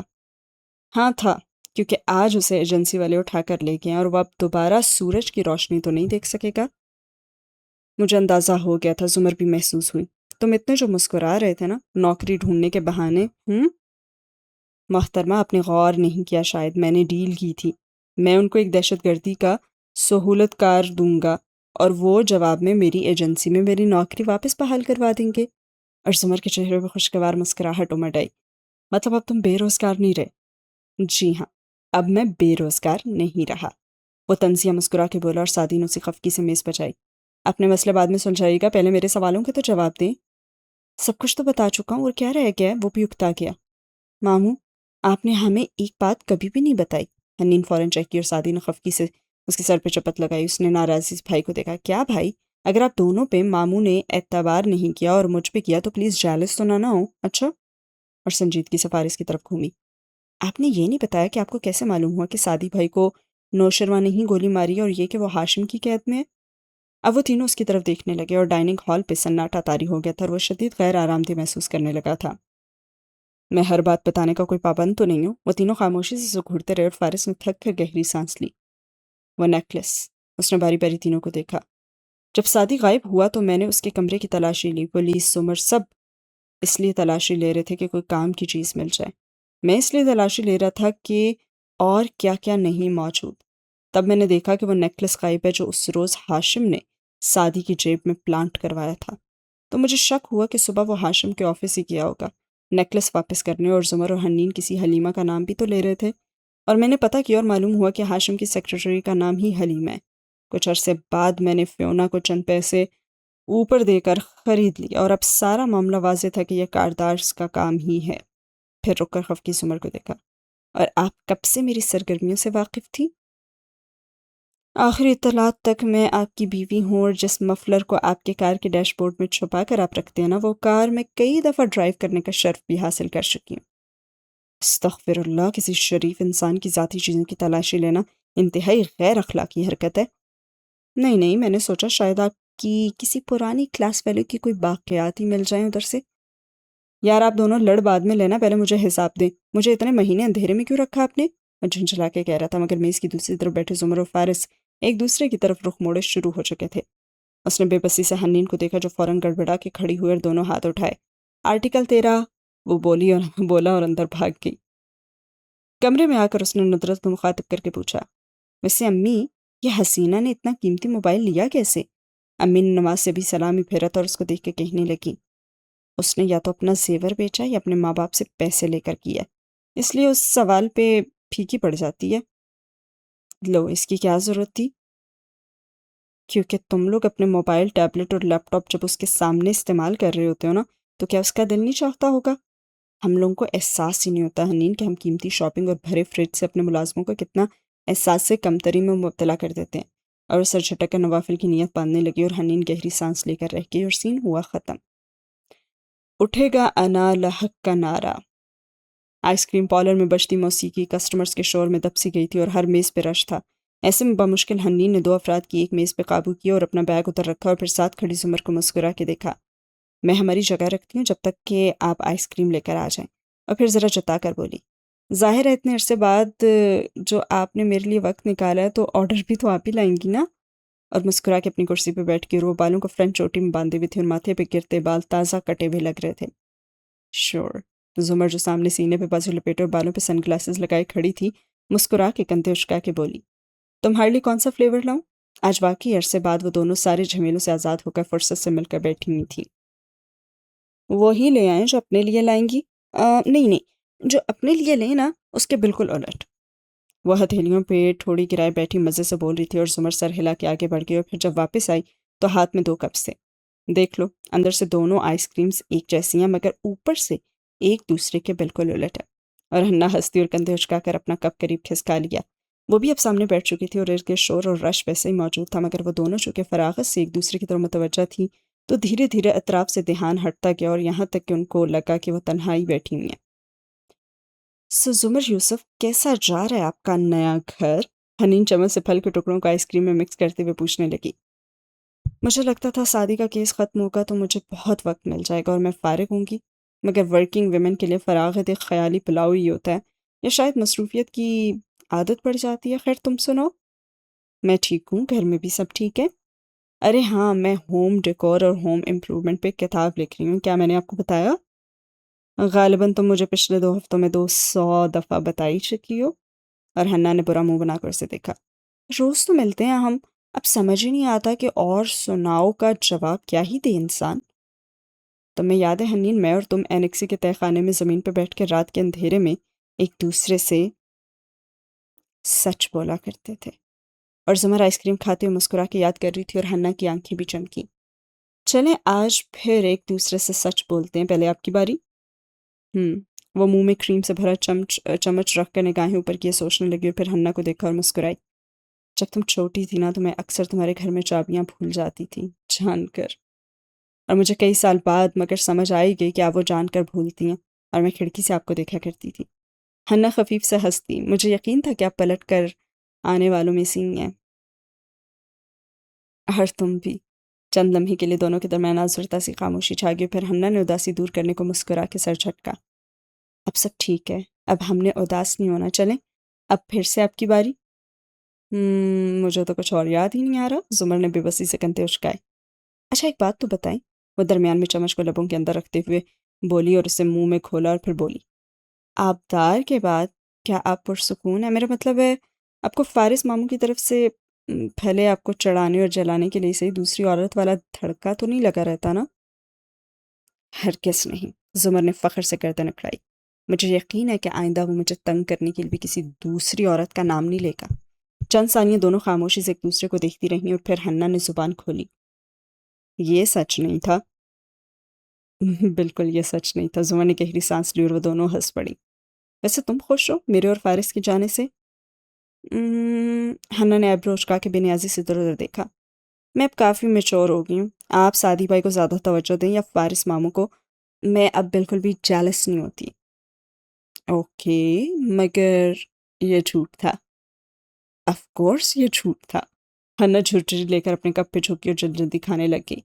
سنو حنا، ہمیں یہ سب آئس کریم کے کپس کی طرف اشارہ کیا، زیادہ سے زیادہ کرنا چاہیے تاکہ ہم ایک دوسرے سے سچ بولنا سیکھ لیں۔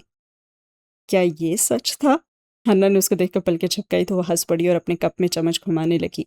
موسیقی اب بھی انسانوں کے شور اور کہکہوں کے اندر ڈوبی ہوئی تھی اور آئس کریم پارلر میں رش پڑتا ہی جا رہا تھا اور سین ہوا ختم۔ جو میں بھی ہوں اور تم بھی ہو۔ فوڈلی ایور آفٹر مس دوپہر نوجوانوں کا ایک ہجوم جمع ہوا تھا۔ چند میزوں پہ ایک طرف انہوں نے قبضہ کر رکھا تھا اور وہ پرجوش انداز میں ایک دوسرے سے باتوں میں مگن تھے۔ بار بار گھڑیاں بھی دیکھتے، موبائل بھی چیک کرتے، جیسے انتظار میں تھے۔ بالائی منزل کے ہال میں سارا سامان سمیٹا جا چکا تھا، بس ایک میز پہ کچھ باکس رکھے تھے جن میں سے فارس کھڑا جھک جھک کر کچھ کاغذات الٹ پلٹ کر رہا تھا۔ اس نے سیاہ پینٹ پہ سفید ڈریس شرٹ اور سیاہ کوٹ پہن رکھا تھا۔ بال اب بھی پہلی کی طرح چھوٹے تھے، مگر چہرے سے ساری بیزاری اور اکتاہٹ تو دور ہو ہی چکی تھی۔ اس پہ ہمہ وقت ٹھنڈے اور خوشگوار تاثرات رہا کرتے تھے۔ دروازہ دھڑ سے کھلا اور سعدی اندر داخل ہوا۔ وہ نہیں ہلا، اپنا کام کرتے ہی رہا۔ سعدی اس کے سر پہ آ کر کھڑا ہوا اور برہمی سے اسے گھورا۔ ان لوگوں کو کس نے بلایا؟ ہر غلط کام میں میرا ہاتھ نہیں ہوتا سعدی یوسف۔ وہ مصروف انداز میں چند کاغذ ایک فائل میں رکھنے لگا تھا۔ یہ مختلف شہروں سے آئے ہوئے سیف سعدی یوسف پیج کے ایکٹیو ممبرز ہیں ماموں، میں ان سے نہیں ملنا چاہتا، میں شرمندہ تھا۔ میں نے تو نہیں بلایا یار ان کو، تمہاری امی کا ہی ہاتھ ہوگا اس میں اپنے کام سے آیا ہوں ادھر۔ وہ سادگی سے اسے دیکھ کر بولا تو سعدی نے خفگی سر جھٹکا۔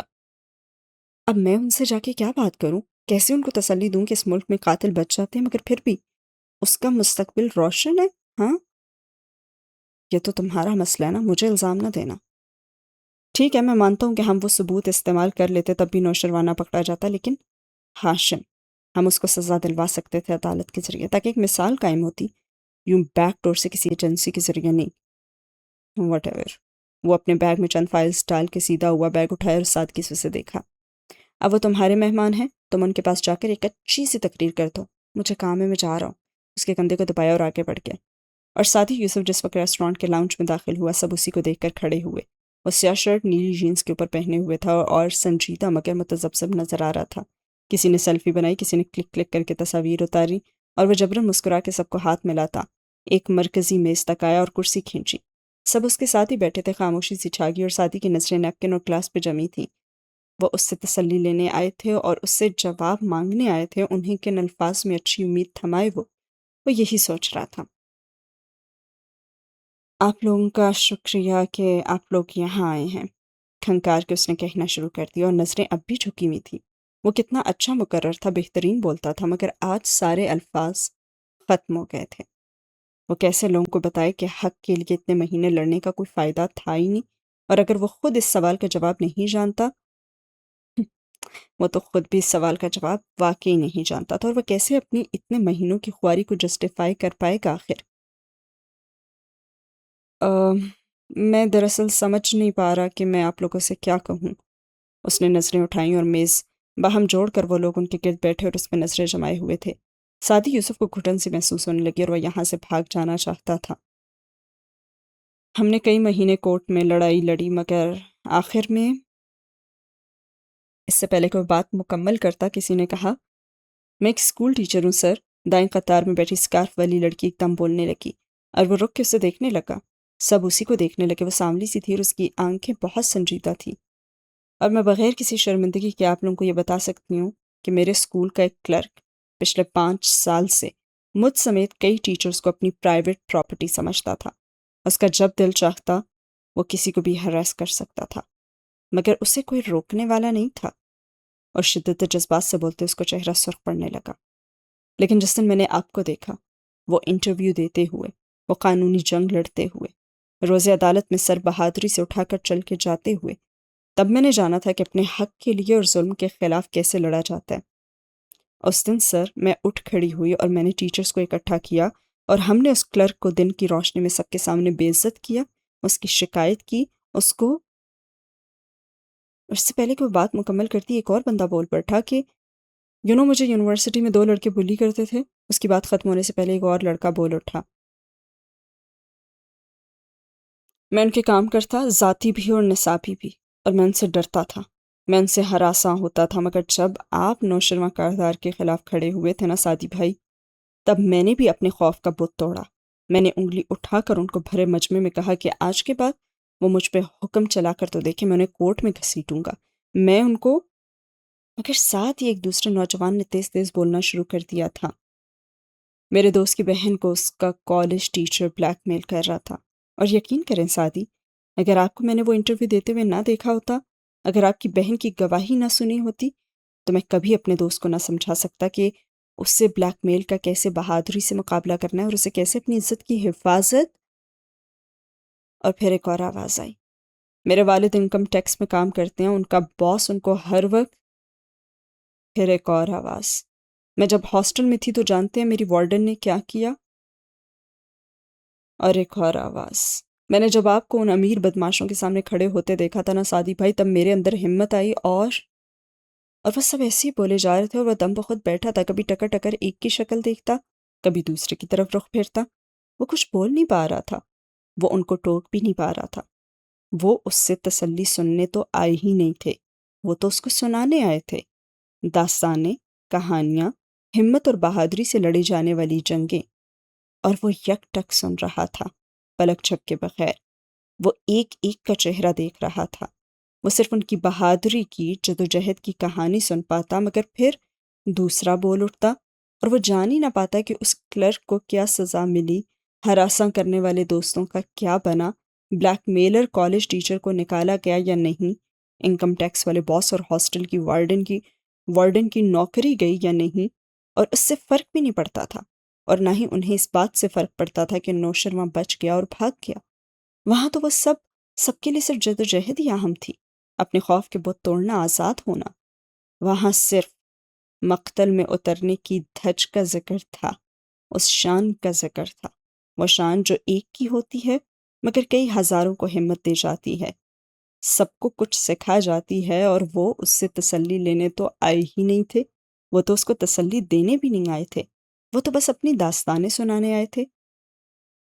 اس کے گلے میں آنسوؤں کا گولا پھنس رہا تھا، اور وہ اسی طرح رونا چاہتا تھا جیسے فیصلے کے دن رویا تھا، مگر آج وہ نہیں تھی، آج وجہ وہ نہیں تھی، آج وجہ یہ تھی کہ اسے اب معلوم ہوا تھا کہ فیصلے کی گھڑیاں شاید تب بیتی ہی نہیں تھی، فیصلہ تو اب ہوا تھا، اور وہ ہارا نہیں تھا، وہ تو جیت گیا تھا، اور جو جیتتا ہے وہ اس سے کہیں زیادہ وہ جیتتا تھا جو اس نے ہارا ہے۔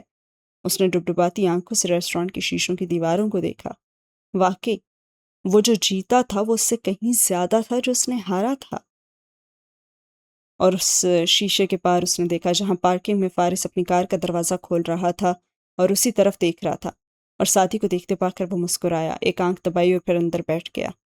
بہت سے آنسو اندر ہی اتار کے سعدی یوسف بڑبڑایا تھا، 2 نمبر آدمی، اور اسی کے ساتھ یہ سین ہوا ختم۔ 6 ماہ بعد، دسمبر 2016، پورا چاند آسمان پہ یوں ہی جگمگا رہا تھا جیسے چاندی تھال ہو۔ وہ آج اتنا بڑا، اتنا قریب نظر آ رہا تھا کہ لگتا تھا ابھی پگھلی ہوئی چاندی زمین پہ انڈیلنے لگے گا۔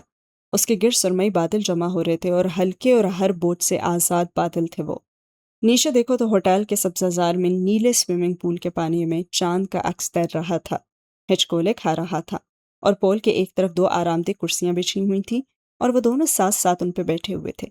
سردی اپنے جوبن پہ تھی، اور اسی مناسبت سے فارس نے بھوری جیکٹ پہن رکھی تھی اور گردن اٹھائے چاند کو ہی دیکھ رہا تھا۔ ساتھ بیٹھی زمر سفید جیکٹ پہنی ہوئی تھی، اور اس کا چہرہ بھی اوپر کی طرف ہی اٹھا ہوا تھا۔ تمہیں پورے چاند کو دیکھ کر کیا خیال آتا ہے فارس غازی؟ وہ اس مسحور کن لمحے کے زیر اثر چاندی کے تھال کو تکتے ہوئے بولی تھی، اور وہ اس کے منہ سے کچھ خوبصورت ہی سننا چاہتی تھی۔ "ام، یہی کہ اگر نیل آرمسٹرانگ نہ مرتا تو کم از کم ہمیں یہ تو بتا دیتا نا کہ انسان چاند پہ گیا بھی تھا یا وہ صرف ایک امریکی ڈرامہ تھا"۔ اور سارا فسوں ٹوٹ گیا، زمر کا حلق تک کڑوا ہو گیا، اور خفگی سے نظریں موڑ کے فارس کو دیکھا۔ وہ مطمئن، حشاش بشاش سا نظر آتا، سر پیچھے ٹکائے اب اسے ہی دیکھ رہا تھا۔ "تمہیں پتہ ہے تم نے کتنے عرصے سے مجھے یہ نہیں کہا کہ میں تمہیں کتنی اچھی لگتی ہوں، اور ارے ارے ارے، کس نے کہا تم مجھے اچھی لگتی ہو؟ اور نہ ہی میری تعریف کی؟ کس چیز کی تعریف کروں؟ ان بالوں کی جو تم ڈائی کرتی ہو، یا اس چہرے کی جس پہ ہر وقت غصہ دھرا رہتا ہے؟ ارے واہ، ایک زمانے میں تو 7 سال تک قید میں ڈالنے کی باتیں کرتے تھے، اور اب دیکھو کتنے عرصے بعد تمہیں ڈنر کروانے کا وقت ملا ہے"۔ وہ خفگی سے بولی۔ "وہ بھی اس لیے تمہیں لایا ہوں کیونکہ تم نے کہا تھا کہ بل تم دھو گی"۔ وہ تپانے والے انداز میں مسکرایا تھا، اور وہ باہر اس لیے بیٹھے تھے کیونکہ ابھی ڈائننگ ایریا میں کوئی میز خالی نہ تھی۔ "میں نے ایسا کچھ نہیں کہا تھا، ویسے بھی میرے سارے پیسے تم نے ہی رکھ لیے تھے"۔ بی بی ایک منٹ، وہ حیران سے سیدھا ہوا۔ "میں آپ کو ساری رقم واپس کر چکا ہوں 6 ماہ پہلے ہی"۔ "کوئی ثبوت؟" اس نے سنجیدگی سے آئیبرو اٹھائی، اور فارس نے تعصب سے اسے دیکھا۔ "تم جج بننے کے لیے امتحان کیوں نہیں دیتی تھی؟ بہت اچھی جج بنو گی تم"۔ اور وہ بے اختیار ہنس دی، اور پھر دوبارہ سے گردن اٹھا کے چاند کو دیکھنے لگی۔ "میں خوش ہوں فارس"۔ "میں بھی خوش ہوں"۔ "تم کیوں خوش ہو"؟ "کیونکہ میرے آفس میں 2 بہت خوبصورت لڑکیاں کام کرتی ہیں، اور"۔ فارس غازی، اس نے زور سے پیر زمین پہ پٹکا تو وہ مصالحتی انداز میں ہاتھ اٹھا کے جلدی سے بولا، "ارے میں اس لیے خوش ہوں کیونکہ میری زندگی اب سٹیبل ہو گئی ہے۔ میرے پاس ایک بہت اچھی دل کی اچھی بیوی ہے۔ میرا خاندان مجھ سے خوش ہے۔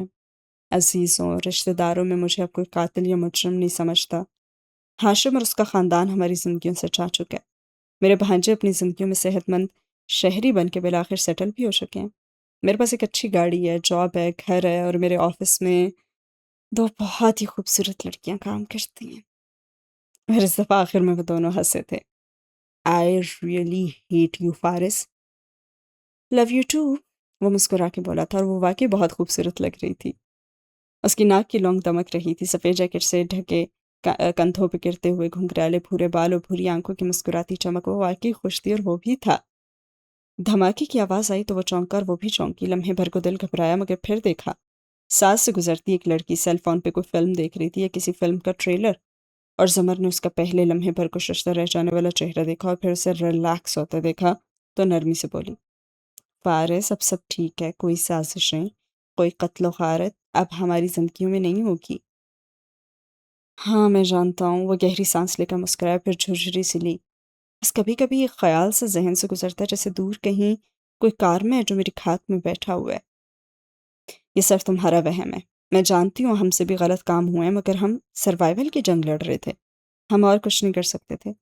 اصول یہ ہے کہ اگر بدلہ لو تو اتنا لو جتنا ظلم کیے گئے تھے، اور اگر اس کے بعد کوئی تمہارے ساتھ زیادتی کرے تو پھر اللہ تمہاری مدد کرے گا، یہ اللہ کا وعدہ ہے، سو تم"۔ ہاتھ بڑھا کے اس کے گھٹنے پہ رکھا۔ "ریلیکس ہو جاؤ اور اللہ پہ بھروسہ رکھو، اللہ تمہیں ضائع نہیں کرے گا"۔ "میں بیتھیس نہیں رہا، میرا ایمان اور یقین اب واپس آ چکا ہے"۔ وہ مسکرایا۔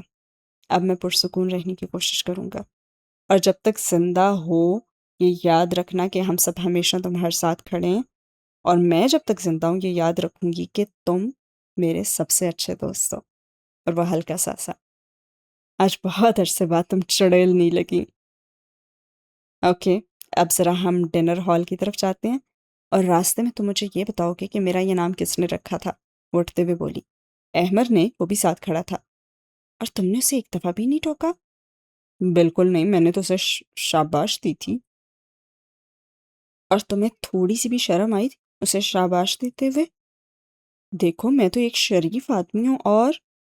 وہ دونوں ماہ کامل کی اس سرد رات میں قدم اٹھاتے چلے جا رہے تھے، اور دور ہوتے جا رہے تھے۔ ان کی آوازیں بھی مدھم ہوتی جا رہی تھیں، اور دور سے یہی دکھائی دیتا تھا کہ جیکٹ کی جیبوں میں ہاتھ ڈالے چلتا ہوا غازی اس کی طرف جھک کر مسلسل کچھ کہہ بھی رہا تھا، اور وہ نفی میں افسوں سے سر ہلائی جا رہی تھی۔ مسلسل وہ لڑ بھی رہی تھی اور چاندی کے تھال سے چاندیاں بہہ بہہ کر ساری دنیا پہ گرنے لگی تھی، جیسے سب کچھ چمکنے لگا تھا۔ اور سین ہوا ختم۔ اور راج کرے گی خلق خدا، جو میں بھی ہوں اور تم بھی ہو۔ اور چند میل کے فاصلے پہ بنی عمارت کے وسیع آڈیٹوریم میں کرسیاں اوپر سے نیچے تک بھری ہوئی تھیں۔ پہلی قطار سے ایک طرف کیمروں اور فلیش لائٹس کی چکا چوند روسٹرم پہ کھڑے سادی کی آنکھیں چند دہائی دے رہی تھیں، مگر اب وہ ان کا عادی ہو چکا تھا۔ سیاہ 3 پیس سوٹ، ٹائی، کف لنگس پہنے، بالوں کو جل لگا کر پیچھے کیا، وہ ڈائس پہ ہاتھ رکھے کھڑا، مائک پہ چہرہ جھکائے، آنکھیں لوگوں پہ مرکوز کیے کہہ رہا تھا، میرا نام سعدی یوسف خان ہے، لوگ مجھے پیار سے سعدی کہہ کر بلاتے ہیں اور غصے سے بھی یہی کہتے ہیں۔ ہال میں کھلکھلاہٹ سی گونجی تھی اور مسکراہٹ بھرے پرسکون چہرے کے ساتھ وہ کہنے لگا، 6 ماہ پہلے جب میں کیس ہارا تھا تو مجھے لگا تھا کہ میں ہار گیا ہوں، ختم ہو گیا ہوں۔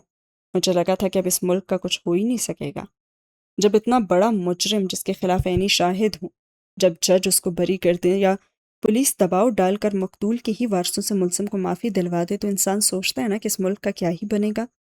جب ججوں کی بحالی اور عدلیہ کی آزادی کی تحریک چلانے والے ججوں کو متکبر اور وکلاء کو متشدد بنتے ہوئے آپ دیکھیں تو سوچتے ہیں نا کہ ہماری ریاست تو رائے کہاں چلی گئی۔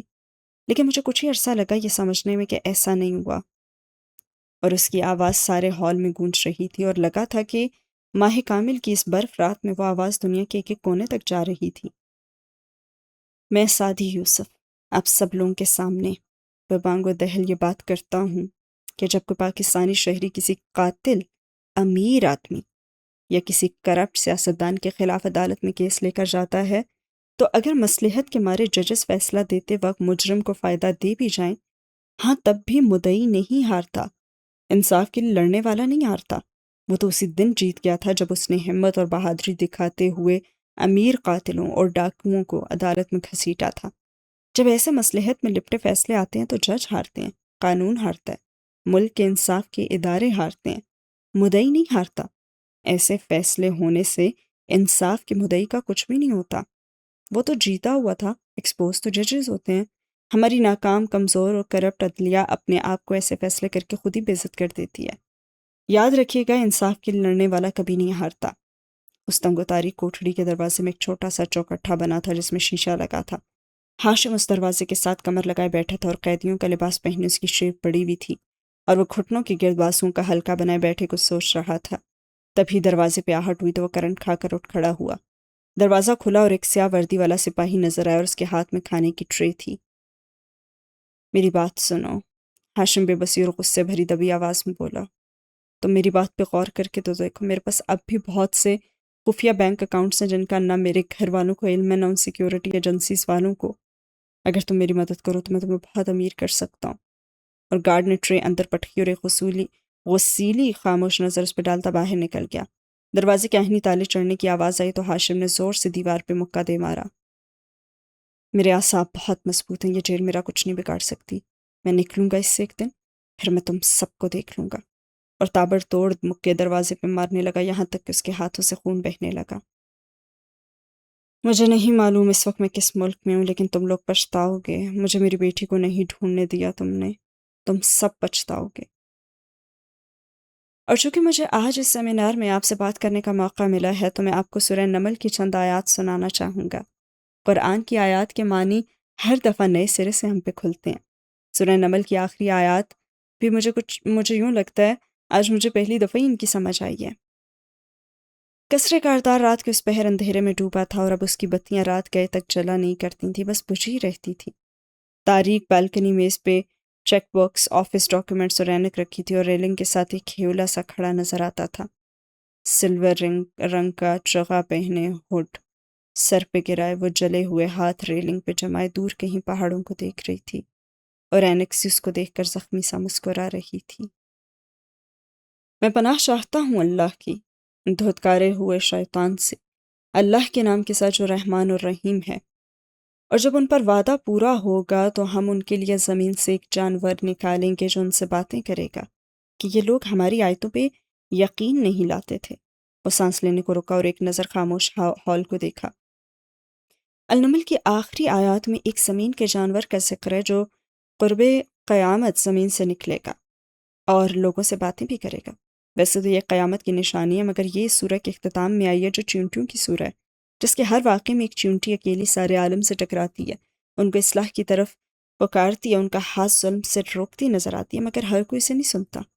ہم چیونٹیوں جیسے لوگوں کی جب متکبر لوگ بات نہیں سنتے تو آخر میں زمین پھٹتی ہے اور بڑے بڑے جانور نکل کر انہی جیسے خوفناک جانور نکل کے انہیں عبرت کا نشانہ بنا دیتے ہیں۔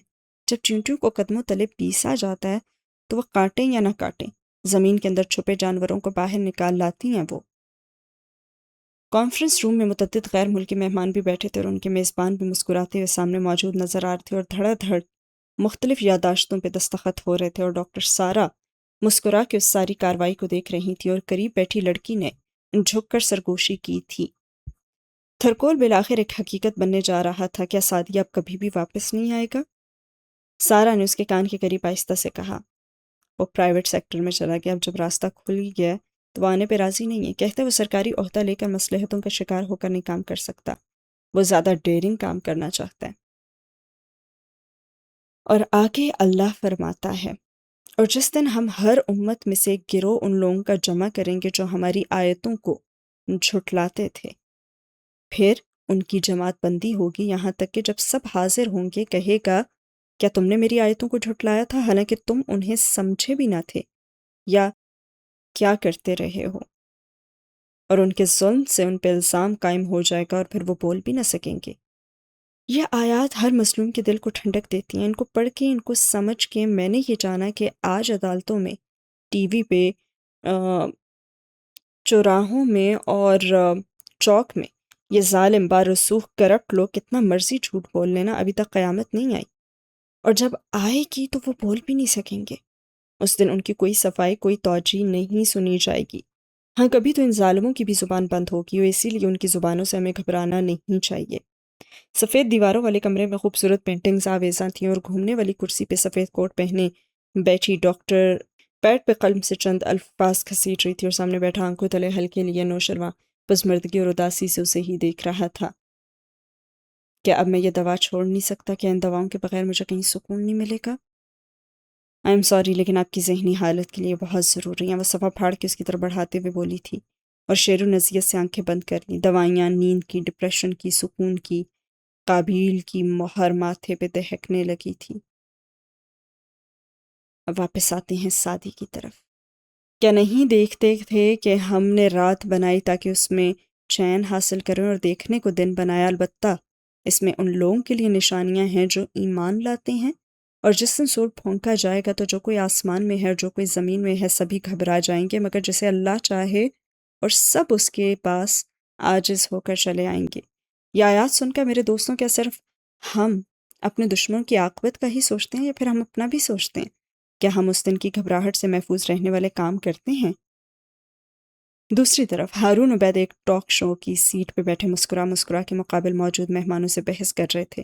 ان کے انداز میں بے نیازی تھی، آگے بڑھنے کی لگن، عنقریب پا لینے والی فتح کی چاہ، اور وہ کہہ رہے تھے ہم نے اس ملک میں جمہوریت کے لیے قربانیاں دی ہیں، ہماری منزل قریب ہے، آپ دیکھیے گا کہ ہم کیسے۔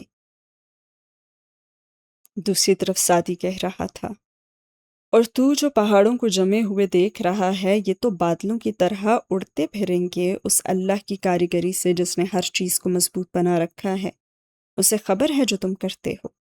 درست فرمایا اللہ نے، چاہے وہ ظالم لوگ ہوں یا ظالم حالات، یوں لگتا ہے وہ پہاڑ جیسے ہی ہیں، جمے ہوئے ہیں، کبھی ہماری زندگیوں سے، ہمارے راستوں سے نہیں ہٹیں گے، مگر ایسا نہیں ہے۔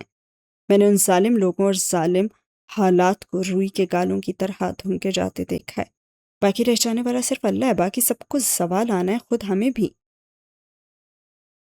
جبکہ دوسری طرف صاحبزادی صاحبہ اپنے لاکر کو کھولے کھڑی تھی، اور اس میں ایک بڑا سا ڈبہ کھلا تھا، اور اس کی سیاہ مخمل پہ جگمگاتے ہوئے ہیرے پڑے نظر آ رہے تھے، اور آنکھوں کو خیرہ کر دینے والے زیورات ان کو دیکھتے ہوئے مسکرا رہی تھی۔ اور وہ جب سے زندگی میں آئے تھے وہ بے رحم فیصلے کرنے لگی تھی، لیکن اب پرواہ نہیں رہی تھی وہ زیورات اور وہ ان کی چمک۔ اور سعدی کہہ رہا تھا، جو نیکی لائے گا سو اسے اس سے بہتر بدلہ ملے گا، اور وہ اس دن کی گھبراہٹ سے بھی امن میں ہوں گے۔ اللہ تعالیٰ ہمیں اس آیت میں یہ بتاتا ہے کہ ہمیں سکون، انعام، جنت، یہ چیزیں اپنی نیکیوں کے بدلے کے طور پہ نہیں ملیں گی، بلکہ جو بھی نیکی کرے گا اس کو اس کی نیکی سے بڑھ کے بدلے میں یہ سب ملے گا۔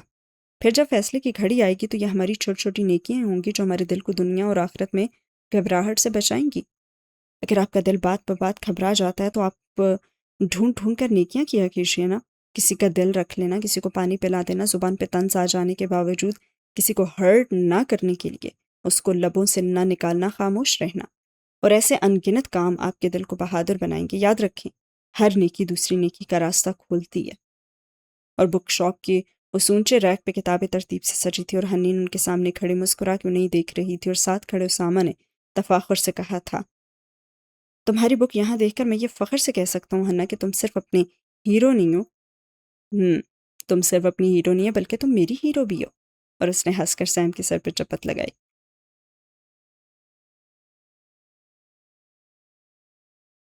اور جو برائی لائے گا سو ان کے منہ آگ میں اوندھے ڈالے جائیں گے، تمہیں وہی بدلہ مل رہا ہے جو تم کرتے تھے۔ یعنی اللہ انسان پہ ظلم نہیں کرے گا۔ اس دنیا میں تو ہمیں ہمارے اعمال سے کم یا زیادہ مل جاتا ہے، مگر اس بڑے دن ہمیں اس کا بدلہ ملے گا جو ہم کرتے ہیں۔ ہم پہ کوئی ظلم نہیں کیا جائے گا۔ وہ وعدہ کرتا ہے تو اسے سچ کر کے بھی دکھاتا ہے۔ جب وہ کہتا ہے کہ دعا مانگو میں قبول کر دوں گا، تو ہم اس وعدے کو سچ کرنے کے لیے دعا میں شدت کیوں نہیں اختیار کرتے؟ ہاں، ہمارے ارد گرد کا معاشرہ بدل رہا ہے، لوگ بدل رہے ہیں، زمانہ بھی بدل رہا ہے، مگر اللہ تو نہیں بدلے گا۔ اللہ کا وعدہ نہیں بدلے گا۔ اللہ اپنے سارے وعدے پورے کرے گا۔ کیا ہم کریں گے؟ جبکہ دوسری طرف کال کوٹھریوں کے دروازے کھلے تھے اور تمام قیدی باہر نکل رہے تھے۔ وہاں ایک تاریک سا بڑا کمرہ تھا جس میں وہ دن بھر جمع رہتے تھے۔ ایسے میں ایک گارڈ ہاشم کے قریب آیا اور موپ اسے تھمایا۔ کیا تمہیں روز بھول جاتا ہے؟ اس جگہ کی صفائی تو تمہیں نے کرنی ہے نا؟ اور ہاشم نے درشتی سے اسے پکڑا اور پھر اس کے قریب آیا۔ تمہیں جتنے پیسے چاہیے میں دوں گا، بس مجھے اتنا پتہ کرا دو کہ میری بیٹی کہاں ہے، میری بیوی، ماں یا بھائی، کسی کو وہ ملی یا نہیں، صرف اتنا تو بتا دو مجھے۔ خاموشی سے یہ فرش صاف کرو۔ اسے گھورتے ہوئے آگے بڑھ گیا اور ہاشم نے ایک نظر میلے فرش کو دیکھا، پھر اپنے آپ کو۔ بدرنگ جمپنگ سوٹ، قیدیوں کا لباس پہنے، میلے کچیلے حلیے میں وہ اب اس غلیظ فرش کو صاف کرے گا؟ اس نے سارے خیال ذہن سے جھٹک دیے اور ضبط کرتے ہوئے فرش پہ وہ رگڑنے لگا، اور آنکھوں میں بار بار درد آ جاتا تھا، لیکن نہیں، وہ آخری دم تک ان لوگوں سے لڑے گا۔ کبھی تو وہ آزاد ہوگا، کبھی تو اس کی آنکھیں گیلی ہونے لگیں گی، مگر اس نے سختی سے خود کو جھڑکا۔ مجھے کوئی افسوس نہیں ہے، میں نے جو کیا ٹھیک کیا۔ سب نے میرے ساتھ ہی تو زیادتی کی تھی، سب سے زیادہ ظلم تو میرے ساتھ ہی ہوا نا۔ وہ سب ایک ساتھ تھے، ایک میں ہی تو اکیلا رہ گیا تھا۔ میں اکیلا لڑتا رہا، میں کب تک لڑ سکتا تھا؟ بھیانک اندھیرے آس پاس اس کی کھات میں کھڑے تھے اور اس کو نکلنے کے لیے تیار۔ جبکہ دوسری طرف سعدی، مجھے تو یہی حکم دیا گیا ہے کہ اس شہر کے مالک کی بندگی کروں جس نے اسے عزت دی ہے اور ہر ایک چیز اسی کی ہے، اور مجھے حکم دیا گیا ہے کہ میں فرما برداروں میں رہوں، اور یہ بھی کہ قرآن سنا دوں۔ پھر جو کوئی راہ پر آ گیا تو وہ اپنے بھلے کو راہ پر آتا ہے، اور جو گمراہ ہوا تو کہہ دو میں تو صرف ڈرانے والوں میں سے ہوں، اور کہہ دو سب تعریف اللہ ہی کے لیے ہے۔ تمہیں عنقریب اپنی نشانیاں دکھا دے گا، پھر انہیں پہچان لوگے، اور تیرا رب اس سے بے خبر نہیں جو تم کرتے ہو۔ ریسٹورانٹ کی اس میز پہ خوبصورت گلاب کے پھول رکھے ہوئے تھے، 2 موم بتیاں روشن تھیں، زمر اور فارس آمنے سامنے بیٹھے ہوئے تھے، اور اشتہا انگیز خوشبو لیے کھانا ان کے سامنے سجا ہوا تھا، اور وہ مسکرا کے اسے دیکھتے ہوئے پوچھ رہی تھی، تو بالآخر آج ایک پرامن اور پرسکون ڈنر کا قرض تم نے اتار ہی دیا؟ بالکل، تو پھر کیا خیال ہے؟ اب میں تمہیں اپنے آفس کی خوبصورت لڑکیوں کے بارے میں کیا بتا سکتا ہوں؟ اور وہ دونوں ایک ساتھ ہنس دیے۔ اور ان آیات کو سننے کے بعد میں صرف اتنا ہی کہنا چاہتا ہوں۔ وہ ڈائس پہ ہاتھ رکھے کھڑا مجمع کو دیکھ کر مسکراتے ہوئے کہہ رہا تھا کہ میں نے یہ جان لیا کہ میرا کام تھا صرف پہنچا دینا۔ ہمارا کام پیغام پہنچا دینا ہی ہوتا ہے۔ اسلام کو زبردستی لوگوں کے اوپر نافذ کرنا نہیں ہوتا۔ آپ دین کو جبراً اور سختی سے کسی کے عمل میں شامل نہیں کر سکتے۔ آپ ججز سے زبردستی انصاف بھی نہیں کروا سکتے۔ ہم نے صرف سچ کے لیے آواز بلند کرنی ہے، اس کے لیے ہی لڑنا ہے، کوشش کرنی ہے۔ ہمارے ہاتھ میں صرف کوشش ہے، کامیابی صرف اللہ کے ہاتھ میں ہے۔ ضروری نہیں ہے کہ ہم ہر دفعہ کامیاب بھی ہوں، ہم ہر دفعہ جیتے بھی صحیح۔ ہم نے صرف اپنا 100% دینا ہے، کیونکہ ہمارا تو یہی کام ہے، خود عمل کرنا اور صرف دوسروں کو پہنچا دینا، آگے کوئی مانے یا نہ مانے۔ میں تو ہوں صرف پہنچانے والوں میں سے۔ اور وہ بات ختم کر کے خاموش ہوا تو ہال تالیوں سے گونج اٹھا۔ لوگ اپنی جگہوں سے اٹھ اٹھ کے اس کے لیے ہاتھ بلند کیے تالیاں بجا رہے تھے، اور وہ مسکرا کے ان کو دیکھ رہا تھا۔ وہ فیصلے کی گھڑی آنے سے پہلے ہی جیت گیا تھا، اس کو بس علم دیر سے ہوا تھا، اور ساتھ ہی ہوا یہ سین ختم۔ اور زندگی اسی طرح گزرتی رہی، اور 16 سال بعد جانتے ہیں کہ 16 سال بعد کیا ہوا؟ وہ اوپر سے دیکھنے سے کسی امریکی ریاست کا کوئی مصروف سا شہر لگتا تھا۔ خوبصورت اونچی عمارتیں، صاف ستھری سڑکیں، مصروف سے تیز تیز چلتے لوگ۔ ایسے میں مخالف سمت سے چلتی ہوئی آتی دکھائی دے رہی تھی۔ تیز ہوا کے باعث سیاہ بال اڑ اڑ کے چہرے پہ آ رہے تھے، اور وہ بار بار ان کو کان کے پیچھے کر رہی تھی۔ خوبصورت چہرہ، سیاہ شفاف آنکھیں اور ایک بے نیاز مسکراہٹ۔ وہ مگن سی چلتی ہوئی آ رہی تھی جب قریب سے گزرتے ہوئے ایک آدمی سے ٹکرا گئی۔ سوری مسکرا کے معذرت کی تو وہ آدمی نو پرابلم کہتے ہوئے آگے بڑھ گیا۔ اب کہ وہ واپس مڑی اور قدم بڑھاتے ہوئے ہاتھ میں پکڑا مردانہ والیٹ کھولا، اس آدمی کا آئی ڈی کارڈ، چند ویزا کارڈ، کڑکڑاتے ہوئے ڈالرز کے نوٹ۔ گڈ۔ اس نے اسی سرد مسکراہٹ کے ساتھ کارڈز جیب میں ڈالے، والیٹ قریبی بن میں اچھالا اور نوٹ مٹھی میں دبائے آگے بڑھ گئی۔ ایک بیکری کے قریب جا کر وہ رکی، وہ اندر چلی گئی، اور جب واپس آئی تو ہاتھ میں ایک چھوٹا سا ڈبہ تھا، کیک کا ڈبہ، اور اب تک اس کی مسکراہٹ سوگوار پڑ چکی تھی۔ وہ ڈبہ لیے سڑک کنارے چلتی گئی اور چلتی گئی، یہاں تک کہ زیر زمین ٹرین اسٹیشن کو جاتی سیڑھیاں نظر آنے لگیں، اور وہ نیچے اتر گئی۔ وہاں کونے میں ایک بوڑھا سیاہ فام آدمی بیٹھا تھا۔ شکل سے وہ ڈاؤن سنڈروم کا شکار لگتا تھا، دنیا مافیہا سے بے خبر۔ وہ اس کے پاس آ بیٹھی، وہیں زمین پر ڈبہ کھول کے درمیان میں رکھا، اور اندر ایک چھوٹا سا کیک، اس میں ننھی سے موم بتی رکھی تھی، اور اس نے لائٹر نکال کر جلایا اور موم بتی روشن کی اور سیاہ فام کو دیکھا۔ وہ غائب دماغی سے اسے گھور رہا تھا۔ لڑکی نے اپنے ٹخنے سے جینز اوپر کی، وہاں بندھا چاقو نکالا اور کیک کے قریب لائی، اور پھر پھونک ماری اور شعلہ بجھ گیا۔ Happy birthday to me, happy birthday to Sonia. وہ اب کیک کو دیکھتے ہوئے مدم اداس گنگنا رہی تھی، اور ساتھ میں چاقو سے اسے کاٹ بھی رہی تھی۔ جب میں چھوٹی تھی تو میرے بابا میری سالگرہ ایسے ہی مناتے تھے کہ ساری دنیا دیکھا کرتی تھی۔ شہر کی سب سے زیادہ شاندار سالگرہیں شاید میری ہی ہوتی تھی، اور اب اس نے گہری سانس اندر کھینچی۔ اور اب میں ان کے ساتھ سالگرہ نہیں منا سکتی۔ میں نے کتنے سال ان کے ساتھ سالگرہ منائی نہیں، اور تم کیا ہی جانو میرا باپ کتنا عظیم انسان تھا۔ پھر آنکھیں اٹھا کر بوڑھے بھکاری کو دیکھا اور مسکرائی۔ اتنا عرصہ کھوئے رہنے، بک جانے، ظلم سہنے کے بعد بھی میری دادی نے مجھے ڈھونڈ ہی لیا۔ مگر میری قسمت میرے بابا سے الگ ہے البرتو۔ میری دادی نے مجھے اپنے بیٹوں کی طرح بڑا نہیں کیا، انہوں نے مجھے ایک ہتھیار کی طرح تراشا ہے بس۔ اس کی آواز سرد ہو گئی۔ میں نے اتنے دھکے کھائے ہیں نا کہ اب میں ہر قسم کے لوگوں سے لڑنا اور ان کو ہر طرح سے مارنا سیکھ چکی ہوں۔ اور میں یہ تمہیں اس لیے بتا رہی ہوں کیونکہ آج صبح ہی مجھے معلوم ہوا ہے کہ میرے بابا زندہ ہیں، اور اب البرتو مجھے اپنے ملک واپس جانا ہے نا، اپنے بابا کو ڈھونڈنے، ان کو واپس لانے اور اپنے خاندان کو جوڑنے کے لیے۔ یہ کہتے کہتے اس کی آنکھوں میں ایک عجیب سا جذبہ جاگا، اور چمک اور پرتپش برف جیسی چمک اور سلگتی ہوئی لکڑی کی سی حدت۔ اور آج شاید میں آخری دفعہ تمہارے ساتھ بیٹھ کر کچھ کھا رہی ہوں، اب شاید میں واپس نہ آؤں۔ میرا سفر بہت طویل ہے، اور مجھے صرف اپنے خاندان کو اکٹھا نہیں کرنا بلکہ مجھے… آنکھیں سلگنے لگی اور ٹرین قریب آ رہی تھی، اور اس کی آواز میں سونیا کی آواز دب سی گئی اور مدم سرگوشی میں بدل گئی۔ مجھے اس ایک شخص اور اس کے خاندان سے بھی اپنا انتقام لینا ہے۔ اس کا نام کبھی نہیں بھولوں گی، میں اس کی آنکھیں نہیں بھولی۔ وہ آخری دفعہ مجھے ہسپتال کے کوریڈور میں نظر آیا تھا۔ فارس غازی۔ میں نے اس دن کا برسوں انتظار کیا البرتو، جب میں پوری طرح تیار ہوں گی نا، اور میں اس کے خاندان کے ایک ایک فرد کو ہر اس ظلم کی سزا دوں گی جو انہوں نے میرے خاندان پہ ڈھایا ہے۔ میں ایک ایک زخم کا بدلہ لوں گی۔ اس آدمی نے میری ساری دنیا تاریک کر دی، وہی وجہ ہے ہر چیز کی۔ 14 سال اس نے اور اس کے خاندان نے سکون سے گزار دیا، مگر اب اور تو نہیں۔ اس نے کیک کا ڈبہ البرتو کی طرف بڑھایا اور خود بیگ کندھے پہ ڈالتی اٹھ کھڑی ہوئی، اور آنکھیں پر تپشتی اور چہرہ برف کی طرح سفید۔